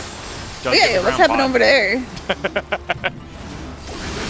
Celia's coming back to the mid. A little bit dangerous, but they actually help out with finishing off Muffy Mog. Probably maybe a little miscommunication there while the one player was chasing and everyone else was still mid. Yep. Speaking of still in mid, Opal going low mana, stunned by the White Mage laser, is going to try and cross, looking for a pot. Going to be able to get out here as Astra is now pushing the point. Ooh, Cassie Cat goes down. Yep. That's going to be a push for the Wizards. Do you think they're going to get the 50 touch here? Do you think Yeah, I think they need to give up the 50 touch. I don't. If they stop it right there, they're not going to gain anything. They should just wait for their LBs. Okay. This is a long game match at this point for them. Yeah. No one's doing any shenanigans with the antline this time, and it looks like Muffy's taking that opportunity to go in. Celia's closer to Phalanx than Muffy, but they do have the Dark Knight LB. Ooh. Popped before the Dancer LB. Very, very good. Very, Cassie Cat gets covered, but Muffy Mog goes down for it. Yep. So now we're looking at 4-4 here with no clear advantage on the point. Actually, it looks like Astra is taking control of that. While Adeline is pushing hard into Umbra. Do they get out alive? They're getting some hella good support from their team right now. They're very close to breaking. I don't know if that was worth it to have that warrior up alone. I think if they either needed to fast break and leave or push up with the warrior and try to stagger. Ooh. I think it was just a little bit of a split, which is Yeah. now turning into a bigger stagger on their part. That sugar split going down. If who is a Sealnor gets caught by any CC, they might be dead. But it looks like the Katanas are content to just get some juice and get the 50 touch. Okay, this is good. This is good. Yeah. We do have the Astro Dragoon Paladin LBs for Umbra here, which is going to make it a lot. I think this fight goes in their favor unless Bodvar is able to pull something off. But the Opal has been so on point with seeing there's there it goes again. There it is. That is a 4-man. Oh my god, that's a 4-man hit and then 2 extension. Does get Muffy Mog down. Opal lives because of his LB. But no trade onto Astra means we're 5-3 right now with Opal going down soon. Not in a good position, but it doesn't look like they're in any danger. It's okay, they broke. They are currently in the lead, and it is about to be Heat Wave, so they can back out. I think Astra should probably, try to get some sippies here. Posture up. But it looks like not the entire team is up there. In fact, it looks like there's someone from Umbra in the back here. No. This is a spot where I feel like Picto feels really good. See, he's throwing out that Picto LB. They have this extra healing and mitt during Heatwave. He's got an extra heal to throw out. Ooh. They get the amp. This is really where Picto shines. There we go. Muffy Mog popping their LB at 30,000 health, just trying to help their team out. Ghosty goes down, however. I'm not gonna lie. This is not a good position to be in if you're Umbra, right? Overtime's beginning in 15 seconds, and the enemy only needs to get 10% of the way there. Yeah. No, if they were. There's 2 ways to play that. You leave the point and push it after. No! Good guard by Opal. Oh, now what they? Yeah, they can. Opal has to stay on the point, and Opal is separated from their team. Yeah. I've been in this situation before as the person who jumped on, and then the enemy team just let me keep walking because I couldn't not walk it, right? I had to be on it. And this is just where it gets really hard if you're the team that has to stay on it and they let you walk because you get farther and farther away from that respawn point. So it gets harder for you to regroup. But they're doing well. Or it gets harder for 5-on-4 as Umbra is marching it. Oh, if they get Bodvar here, this is huge. Do they have a pull for it? No, they have nothing of the sort, but do they have the damage? Sugar Snap trying to keep Bodvar up. He does get the pot. But look at that. They're distracting Astra on these speed lanes here. Opal may be the sacrificial lamb to give them the game. Sugar Snap bound up the point, can't get on. Oh, nice bind. Nice scam. What a beautiful split play there. Focusing all your CC on the point and then having your Dark Knight fight off of it as a tank should. You got enmity, you got aggro. Beautiful stuff to win game 3 here.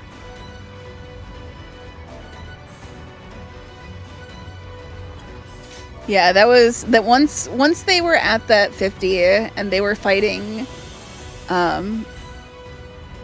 actually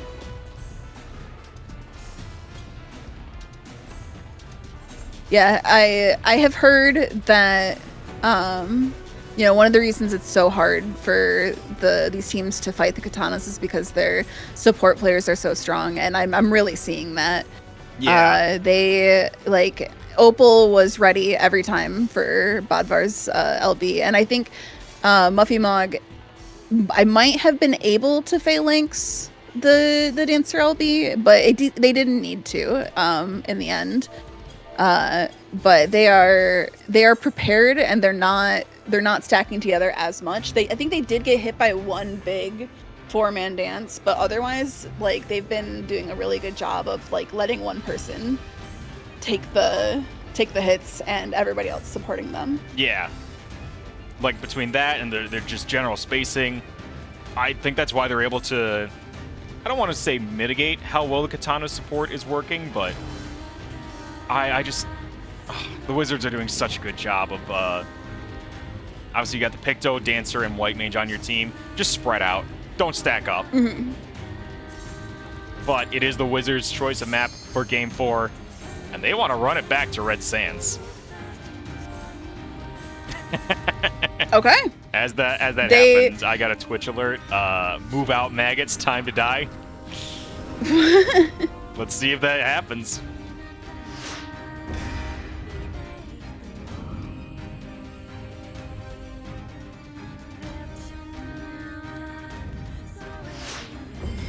Yeah, because that is a very much a 50-50 game right there, right? Obviously, Astra had it. They had the advantage going into that. But then they crucially lost one or two people who did not die on point. They got caught out during the stagger, turned it into an even worse stagger. I think if maybe Astra's getting the talking to about that, just like, hey, sacrifice your life if you need to, because it's the finals. There is no second chance. Like this isn't like VH. This is a long map. So looking for situations where it's best for somebody to die on point and regroup, like this is the kind of map you can do that on. Yeah. And you know, not getting staggered, like it also means that like people can chase you to stagger you like farther away, or like I was saying at the end, like moving the crystal farther away. Yeah.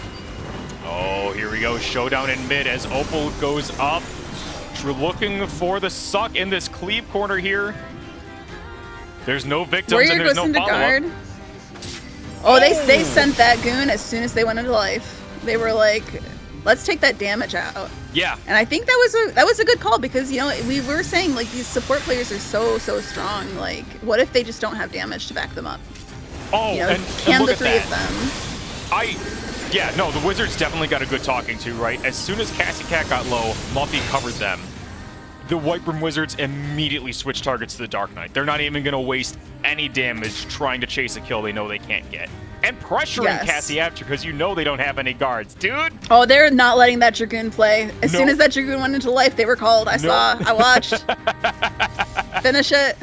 They're covered? Okay. Yeah, they don't get the finish. But Muffy is low on mana and is going to need to run.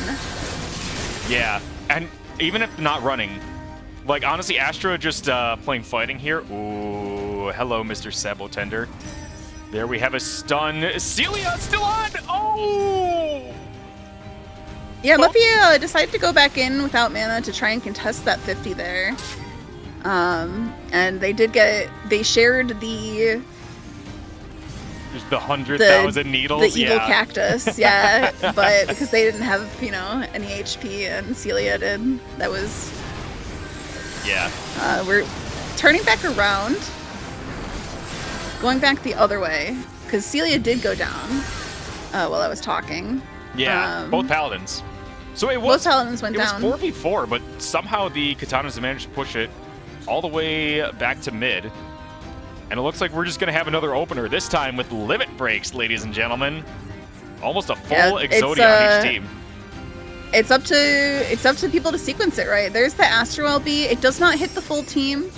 Dancer LB goes on both tanks. Both tanks are... Pokemon didn't quite live. Cassie gets taken out by the cleave from the Picto. And Remy Hime's the Dragoon Picto LB, had so much extra damage there. I thought that Dragoon LB got a huge slam, but no, it was Remy's team that got annihilated, and that's a 4K from the White Brim. I'm sorry, was that an ace? No, I think they wait, maybe it was. They got Ghosty. You know what? It was impressive regardless. And I think they're going to get the full checkpoint break here, unless Muffy stalls with LB. Nope. Just going to let the Antlion do its thing. All right, no shenanigans here, ladies, please. All right. Minute and 50 left in the game. They have advantage. They have Bard LB running. Oh, there's a mana drain on the Warrior. Great target. Anything you can do to soften up a Warrior beyond how squishy they already are is just phenomenal. And Sugar getting run down in the back. It's 5-3 in favor of the Katanas. This is just like the same situation. Yep, the Wizards are backing up, doing a full regroup. I don't think they can stop that 50. Again, it might be a...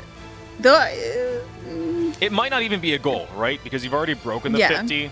It's not as important, but they're still going to do it. They don't want them to get any progress towards breaking yeah, the Muffy was checkpoint. able to get the LB up with taking sips. That was... I got a little distracted. I was trying to say that. I see them getting some sips. They were able to go in. But Opal was not able to generate LB back before Bodvar got that dance and was not able to respond with the invulnerability. Yep. And as we're seeing here, it's 4-on-3. Oh my god, look at how much damage the Katanas are taking. I keep calling it 4-on-3, but now it's 4-on-2. And it might be down to 4-on-1. Maybe even a quad as Remy Hime has 3 members of the Wizards chasing him down. Celia securing the kill with the Holy Spirit. 25 seconds left. They have the advantage. It's up in the air, I think, whether you would want to push or leave it in center. I think maybe leaving it center might have been the call here, though they did kill Opal while they were trying to get to the point. Look at this timing. They are leaving the point now. Oh, no, Cassie! No! No one from Umber is on the point! Ghosty! On at the last second! We're going into overtime. A repeat of last game, mayhaps. I mean, Astra's got a lot of really powerful LBs, using that on Muffy Mog to prevent the cover. Oh, and the full seduction onto a low health Dragoon is going to make it a 2-on-5 with Opal having LB, able to soak a lot of damage. Opal's going to be able to LB and stall for a bit, but they also do have the Picto Cake to knock somebody off and other ways to keep them off. Yeah. So they're going to have to be really careful of a scam here. Yep. Oh, but someone from Umber's got to be on. It's got to be Cassie. Oh, Cassie gets knocked off. Tries to dash back, but she goes the wrong way. Yep, that's all I was saying. They're just gonna kick somebody off. Oh, and yeah, that was a totally good call. What more can you ask for after a month-long league than a final game, Game 5, ladies and gentlemen? That was epic. Good job, Yeah, everyone. I think Really that intense. one of the reasons they wanted to go for the Red Sands was because of the LB generation. Like, maybe I'm thinking too much into this, but what ended up happening there was Bodvar, maybe due to kills, I wasn't watching his Saber dance or whatever, Starfall dance, super closely, but I did notice, like, normally his LB would be in lockstep with Opal's, but he was able to get his LB a little bit faster and send that LB on cooldown. Or like to make sure that Opal was not able to respond with the LB. And once they got Opal down, the enemy team just kind of started falling, because that was I feel like the plunge is, you know, a big driving force in securing kills. All And right. it's great that they were able to figure that out, like, between sets, right? And not only figure it out, but act on it too. Same map, totally different outcome. And Opal, Penelope has made the call. We're going to Clocktown for Game 5. I want to see some flips. I want to see some shenanigans. Now, dude, this is so hype, right? Obviously, this is what the Kugane Katanas are calling their home. Obviously, the Clockwork Castle Town, themed after what was it? The one dude in Kugane, the one rich dude. It's his map, so it's their home. But the undefeated champions are going up against what might be the Godslayers, right? I mean, these Wizards, they have learned so quick how to adapt to the Katana style. Oh, dude. I don't know, man. I want to see how it goes. I want to see how it goes. Oh, that's not hype enough. What's a good, what do you think a good song is for this?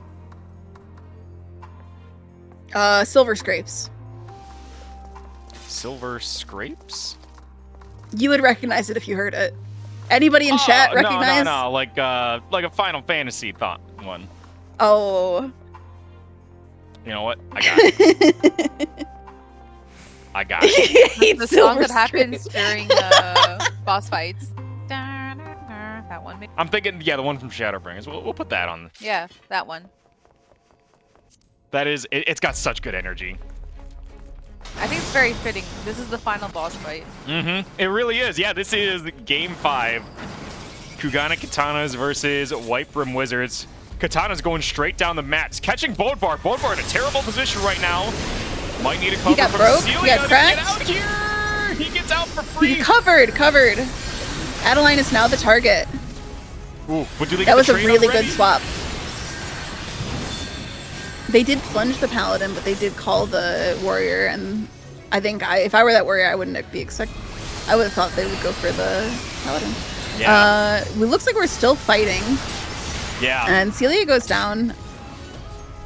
Oh, dude, great opener for the Katanas. It's 4-on-3 right now, but the Katanas are already going to get the checkpoint here, aren't they? Yup. Huge opener for them. As it looks like This is such a hard place to contest. This 50 is just you're either coming in from the mats or you're coming in from really far away. Yeah. And it's just kind of a hard place to get advantageous positioning on. Oh, Sugar if you're Snap the looking for the defending perfect team. beam here. Gonna let it rip and get 3 people. Multibog is low on mana.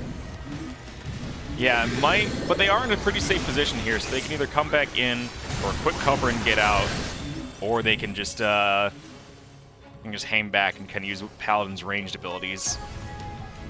They're gonna have to watch out for Bodvar's dance, which is up before both of the tank LBs. There's the dance. Sending the goon in life. Nice catch. And Opal should probably needs to back out fully here, and Elixir. Yeah, but they're going into the Wizards' corner. No, they're going onto the point. Excuse me. As the Katanas break the 50%, Opal just does not care. It is now. There's a Picto Cake. There's an Astro LB. Dark Knight Paladin. Everyone's blown everything on Umbra to push this back, but Astra is not needing to expend their LBs. They're just kind of backing out. Yeah. Bodvar getting punched out by, who's that? Cassie and Remy.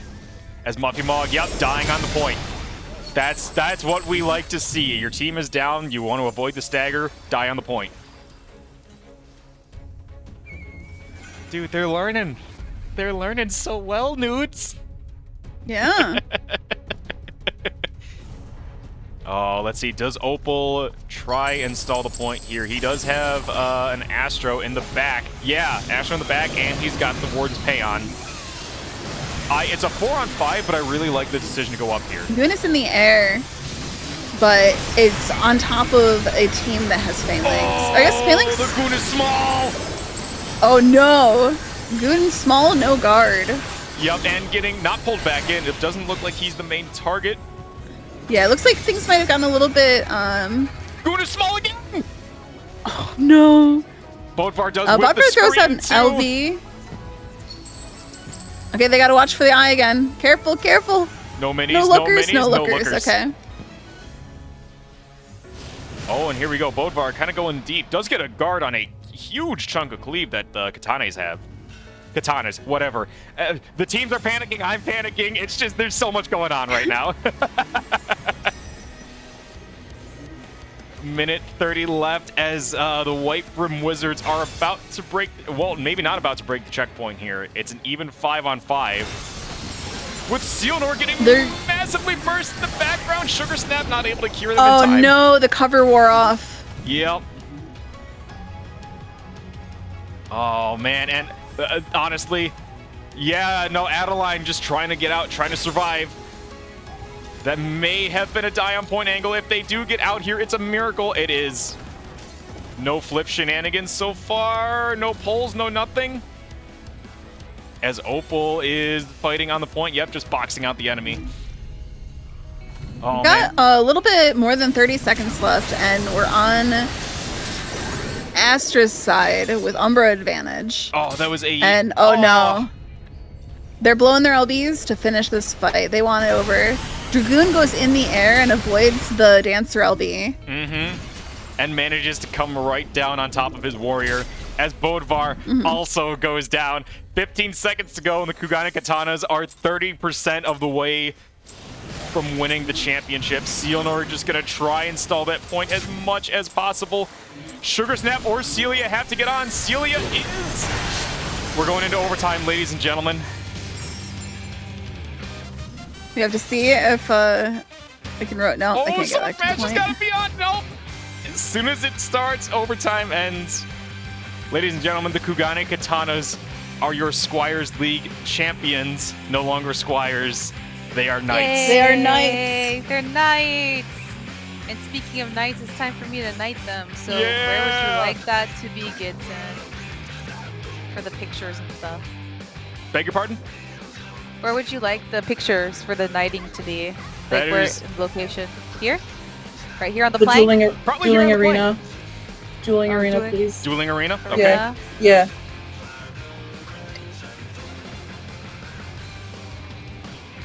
All right, follow the big pink dress.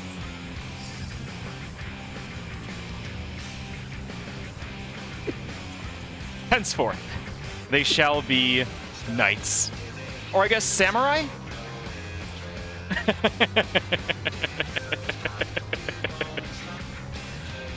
Dueling area, Goja. Dude, let me tell you, I could not be happier that the Katanas won.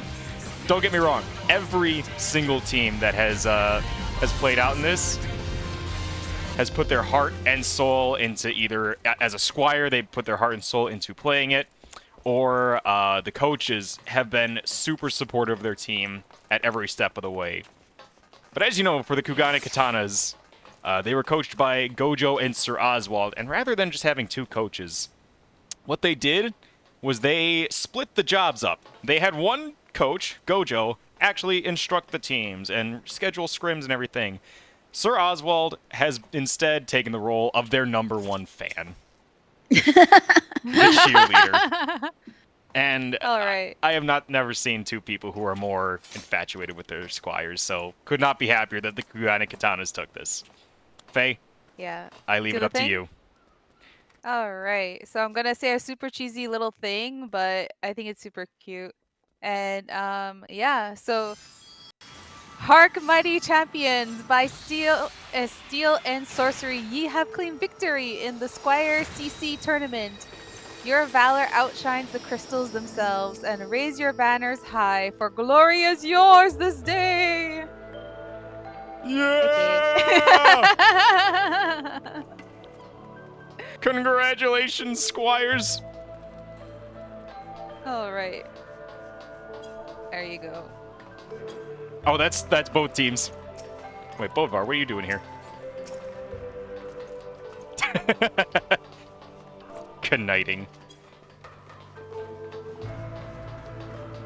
They're all knights in my heart. Look at these people. Honestly, having all the teams here is pretty nice. All right, I'm doing the knighting thing again because there's more people For here. each individual person. Oh, that is fantastic. Actually, do you want me to stay in this VC, or I want to see if I can jump down into the Katanas VC to get a quick interview with the team. Is that cool with Yeah, you? sure. Yep. Go ahead. Once you guys are good, just step back so Arlie can get pictures.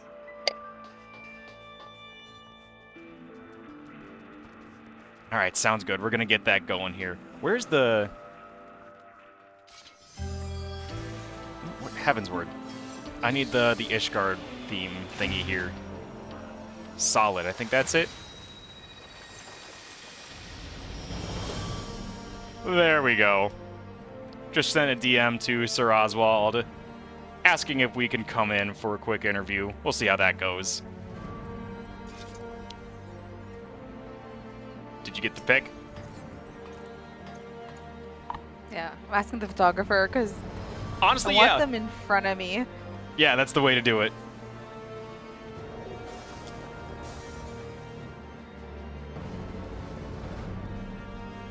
All right, I just got the go-ahead. I will be right back. Get right. Need the Kurugani music, man. Katanas. Oh, you're right. You're right. I gotta play Triumph. Yeah, Triumph. Play Triumph. There we go. It's on. Let's go. Kugane Katanas, congratulations on winning the Squires League and becoming... Well, I was gonna ask. We're doing like a knighting thing here. You know, keeping on theme with everything. Are you guys knights or samurai? What's the... Right, that's what I was wondering. I'm like, shouldn't we Noble samurai for sure. Noble samurai. Bro, katanas, bro. Katanas. Noble samurai for sure. Well, how... Obviously going undefeated in the rookie league is a feat in and of itself. How much were you guys sweating during that last game, though? I gotta know. A lot. Personally, I felt great about that one. We were in control on that one. I felt good. That's good, yeah. Nah, double mini going into R50 and then somehow getting 2 kills right after planned. and then pushing all the way to their 50. It was all planned. I was like, bro, we're gonna lose here. Yes, And when we all were of a sudden picking... won. When we were picking the maps too, I personally voted Clocktown for the home turf advantage. You're I was like, absolutely we right. legit never lose this map. We should play. I mean, poor Wizards. I'm sure Wizards would have won if they would introduce an Ishgard map. It's a... Yeah, Is that's that how that true. works? Well, that's Snowy kind of what, Ishgard map. that's what Cloud9 is, right? Sea of Clouds, Technically. Heaven's Word. Yeah. Is Volcanic true, not I Ishgard? No. No. No, it's Okay. It's a Ruby It's Limsa. It's Limsa. yeah, it is It's Limsa. Yeah, I But did no- not know that. I thought Blaster was Limsa. Charlian. Nope. Oh. Okay. You gotta- We might have to do a little lore update for my team. Lore Yeah. update. I mean, I had to tell Oswald before the match for our intro video that Doma is not where Kugane is. Yeah, that's They are 2 separate countries, yes. Although I don't think you're gonna get anyone coming at your door with a pitchfork and a torch about it, so it's all good. It's me. I'm coming for Oswald for that one. Well, I thank was you guys so excited. much for coming out for the Squires League. Do you guys... What's the plan for you guys now? I think I'm gonna have a couple days worth of a break from PvP. I'm so close to finishing SQ though. I gotta want to finish that off, and then yeah, we'll see where that goes. Oh, you haven't even finished that. That's just You're... me. No, I'm at Dawn Trail. I'm at level 99 stuff, so I'm like I'm right there, but like I got a bit to go. Yeah. So this is a hell of a side quest to go on, huh? Oh, dude, I go on side quests all the time. I've done everything up to Dawn Trail. I've done all of my Pandemoniums, all my Omegas, my Bahas, everything. Yeah. The only things I haven't done from each expansion would be relics. That's its own issue, yeah. Yeah, For glams. working on them. I'm still in Stormblood on that though. I got to finish more Eureka. Oh, there you go. All right, I have a trophy though for you. Would you like it? Please come trade me. I don't Oh, know who you are. Is that? Mayume! It's Fayumi. That's your Okay. queen! I don't know who Queen! this is. That is your queen! No, you cannot be a noble samurai and not know your queen! I am my right lord? outside the dueling area. I was like, I didn't Alright. recognize the voice. I was like, I don't know who's talking. Is this somebody just? Well, thank you, Thank you. PvPrincesses, for running this. This was a Yeah, load that of was a fun. blast. I can't wait for the next one. Oh, to the next one. Melee class. Yeah. We totally know when that is, and we have everything planned Yeah, out as I and said, learned it from might- this I expect it iteration. to be a while. But yeah, this was so awesome. It's definitely the most fun I've had in Oh. PvP in a long time. Especially from the coaching perspective, I was just screaming, like muted on the mic with screaming. Like my family had to tell me to pipe down because I was The just going instant imagine crazy. he's scroll instant. I don't even think the scoreboard had came up yet. And he was in there. We, Oh, like, I was so proud. I'm so proud. yeah. Huge Like, thanks to Oswald and Gojo, our biggest cheerleaders by far. Oswald Yeah. especially, listening back on on the VODs that he would take, he would be muted while we were playing, but then we would listen to the VODs. He's like cheering and clapping in the background. We did make the joke before he dropped in here that Gojo was the coach and Oswald was the cheerleader. Is that accurate or? That's not inaccurate. Yeah, that's pretty accurate actually. I think aside from like maybe Muffy, because I think Oswald was pretty one-on-one with Muffy a lot, you know, paladin things. But yeah, yeah, Oswald was pretty much my paladin or VOD review guy, and it was like we kind of had a nice dynamic. Like it worked out. Yeah. Like, I was definitely more strict on them. I was like, yo, what are you guys doing? why aren't you guarding Picto damage? Hello? What? Like, but it's cool to see. Yeah, he would be like, why did you do this? I'm like, because I didn't see it. I'm like, every Dragoon will be there standing under it. I'm like, do you guys have guard on your hotbar? Hello? And they're like, But no, it's cool because they listen and they're like so open to advice. Like between those matches, because the first games, like the Warrior and the Picto were like getting 3-man cleaves, and I was like, hey, just like showing them, hey, stand apart from each other and like use your guard and respect the damage and counter go. And very next match, we killed 2 in the opener, and no one ate a War Cleave, no one ate a Picto Cleave. Like they adapted so fast.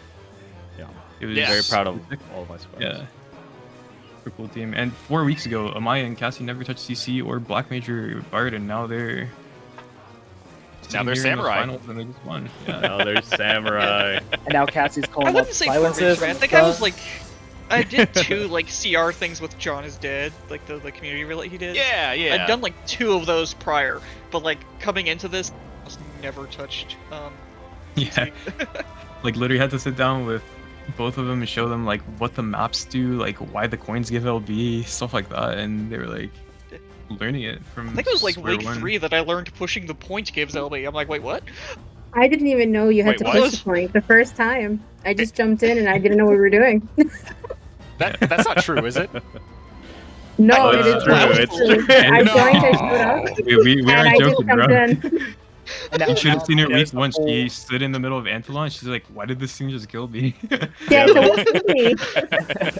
I wanted to save you so bad. She does the full Fire and Ice rotation. I'm gonna go back into the thing. It looks like Arleth still wants a picture. I guess we all went to get our we need to go trophies back. too soon. Katanas. Oh, okay. Noble Samurai. Go back. Yeah, Gojo was asking me for a trophy too, and I was like, it's just for the Squires. So I gave him a consolation prize of a pink dress and said that he can be a queen like me, the queen coach. Aw, there you go. Perfect. Good enough. Gojo, put on the pretty pink dress now. Oh hell no! Selling this dress for 20k gil. Anybody want it? No, actually. Wow. Don't appreciate anything. This guy shouldn't have Where's won. my trophy? It's for the Squires. Squire. I already did art for you, shush. Yeah, all the meme art was also pretty good coming out of this. My favorite part was drawing fan fictions of everyone in the Squire League. Yeah. All right. Well, The Squires is there chat is popping. Everyone's been super active and friendly with each other.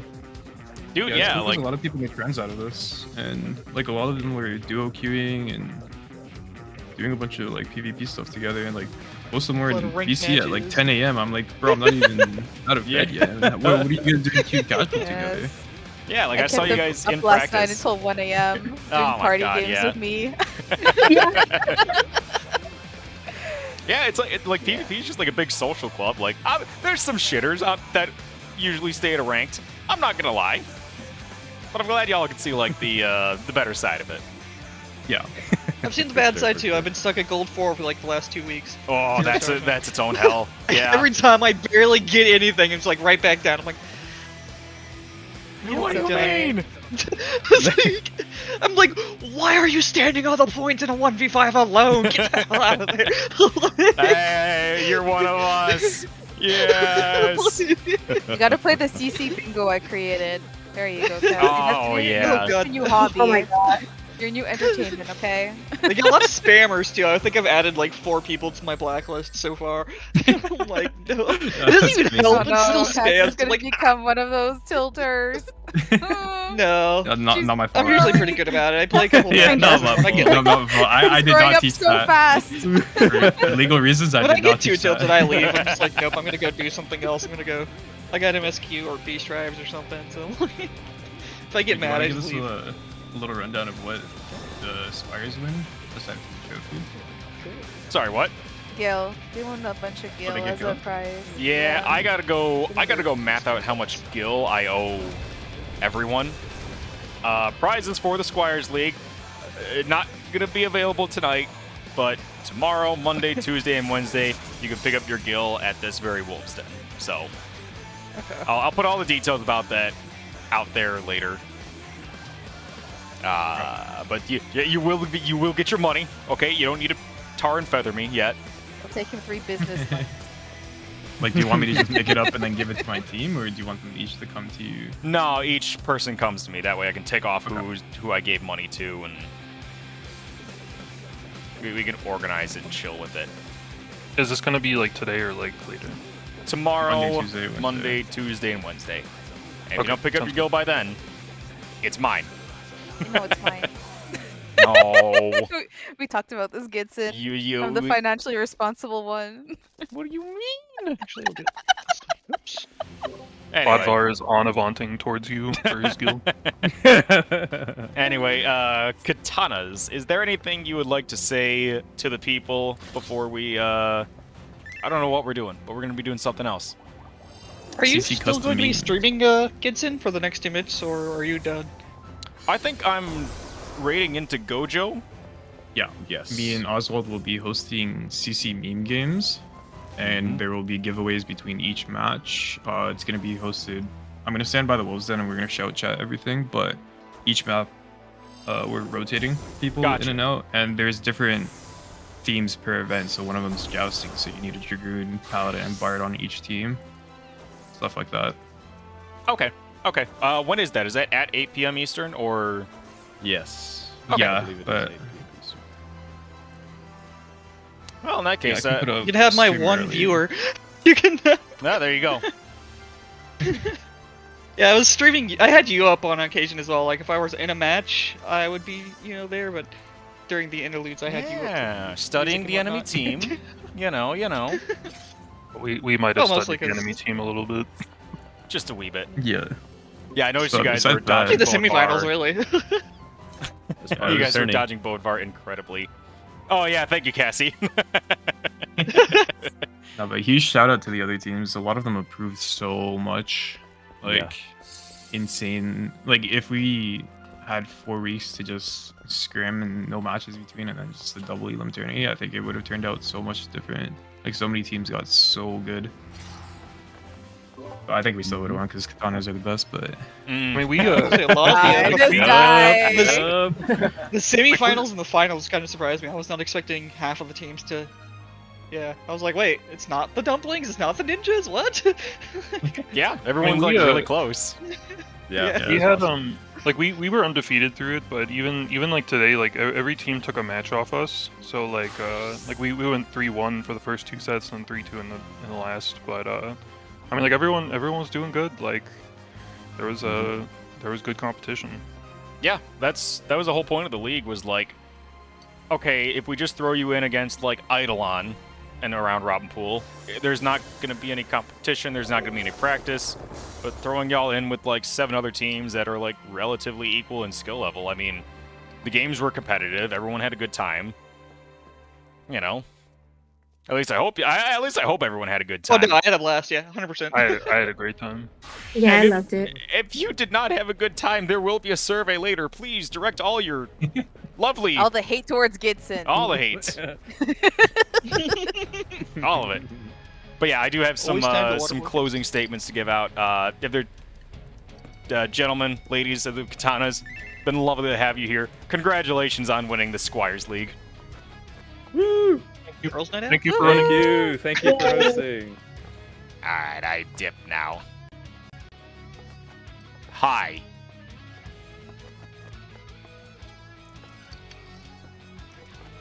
I just said hi to Masaru, not to y'all. But, okay, so some important... I don't zoom in for that. I wanted to do that for that. Okay, so some important updates on the Squires League. Now, as you guys have been watching here, this has been part of PvPrincess's Renaissance Faire 2, the second iteration of it. You can join in on several other PvP events like this and the Save the Princess event earlier at discord.gg/PvPrincesses. Before I go on any further, let me type that into chat, because I did not set up the notifications and everything beforehand. That is the Discord link if you want to get involved in this community, and trust me, it is one of the best in Final Fantasy, if not the best. I'm not kidding when I say that I love PvP, okay? It's the reason I'm still subbed to this game, because every time I go into a Crystalline Conflict game or a frontline match, it's different. It's different people. I get to learn them. I get to joke with them. I get to hate some of them, just as anyone else does. But it's such an interesting part of the game to float around in. And I think PvPrincesses is really... Yeah, I do love PvP. That's why you're hitting me. Helly. But, like, I think PvPrincesses is the best example of a community that's not about grinding for achievements or getting a higher parse. It's just about playing the game with other people who are fun and who love the game. And yeah, if you want to waterboard me too, hey, perfect community for that. But thank you, Noodles.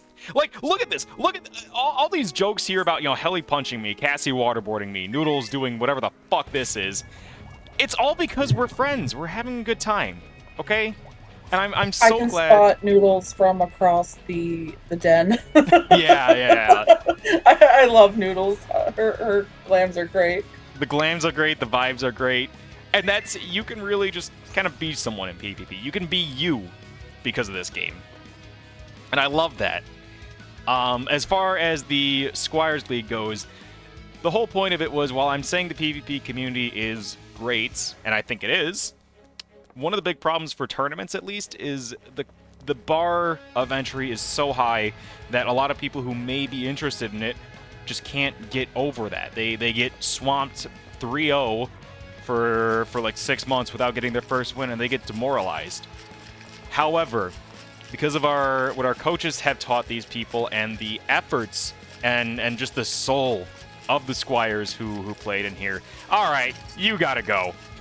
Hang on, I'm trying to be motivational here, and you're shaking a goddamn... Let me turn that off.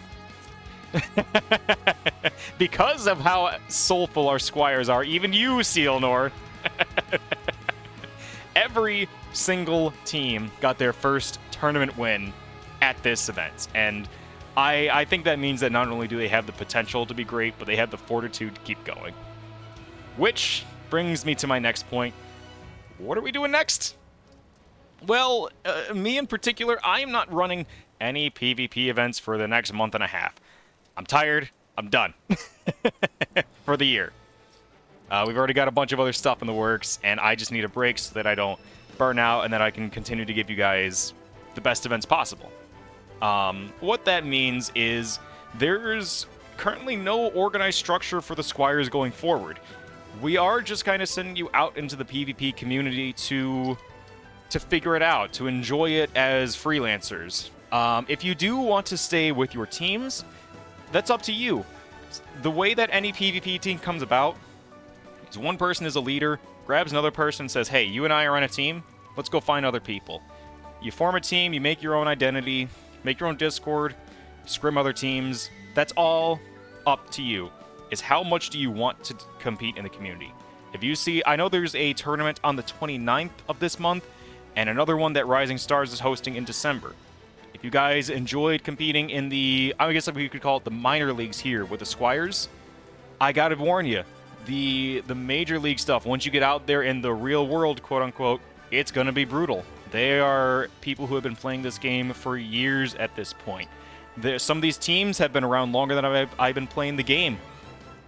It's gonna be hard on you, and I wish I could support you every step of the way, but that's all I can do is give you a warning. It's going to be hard, but I know you have it in you to persevere. So it's all up to you at this point, and I hope you guys still enjoy PvP.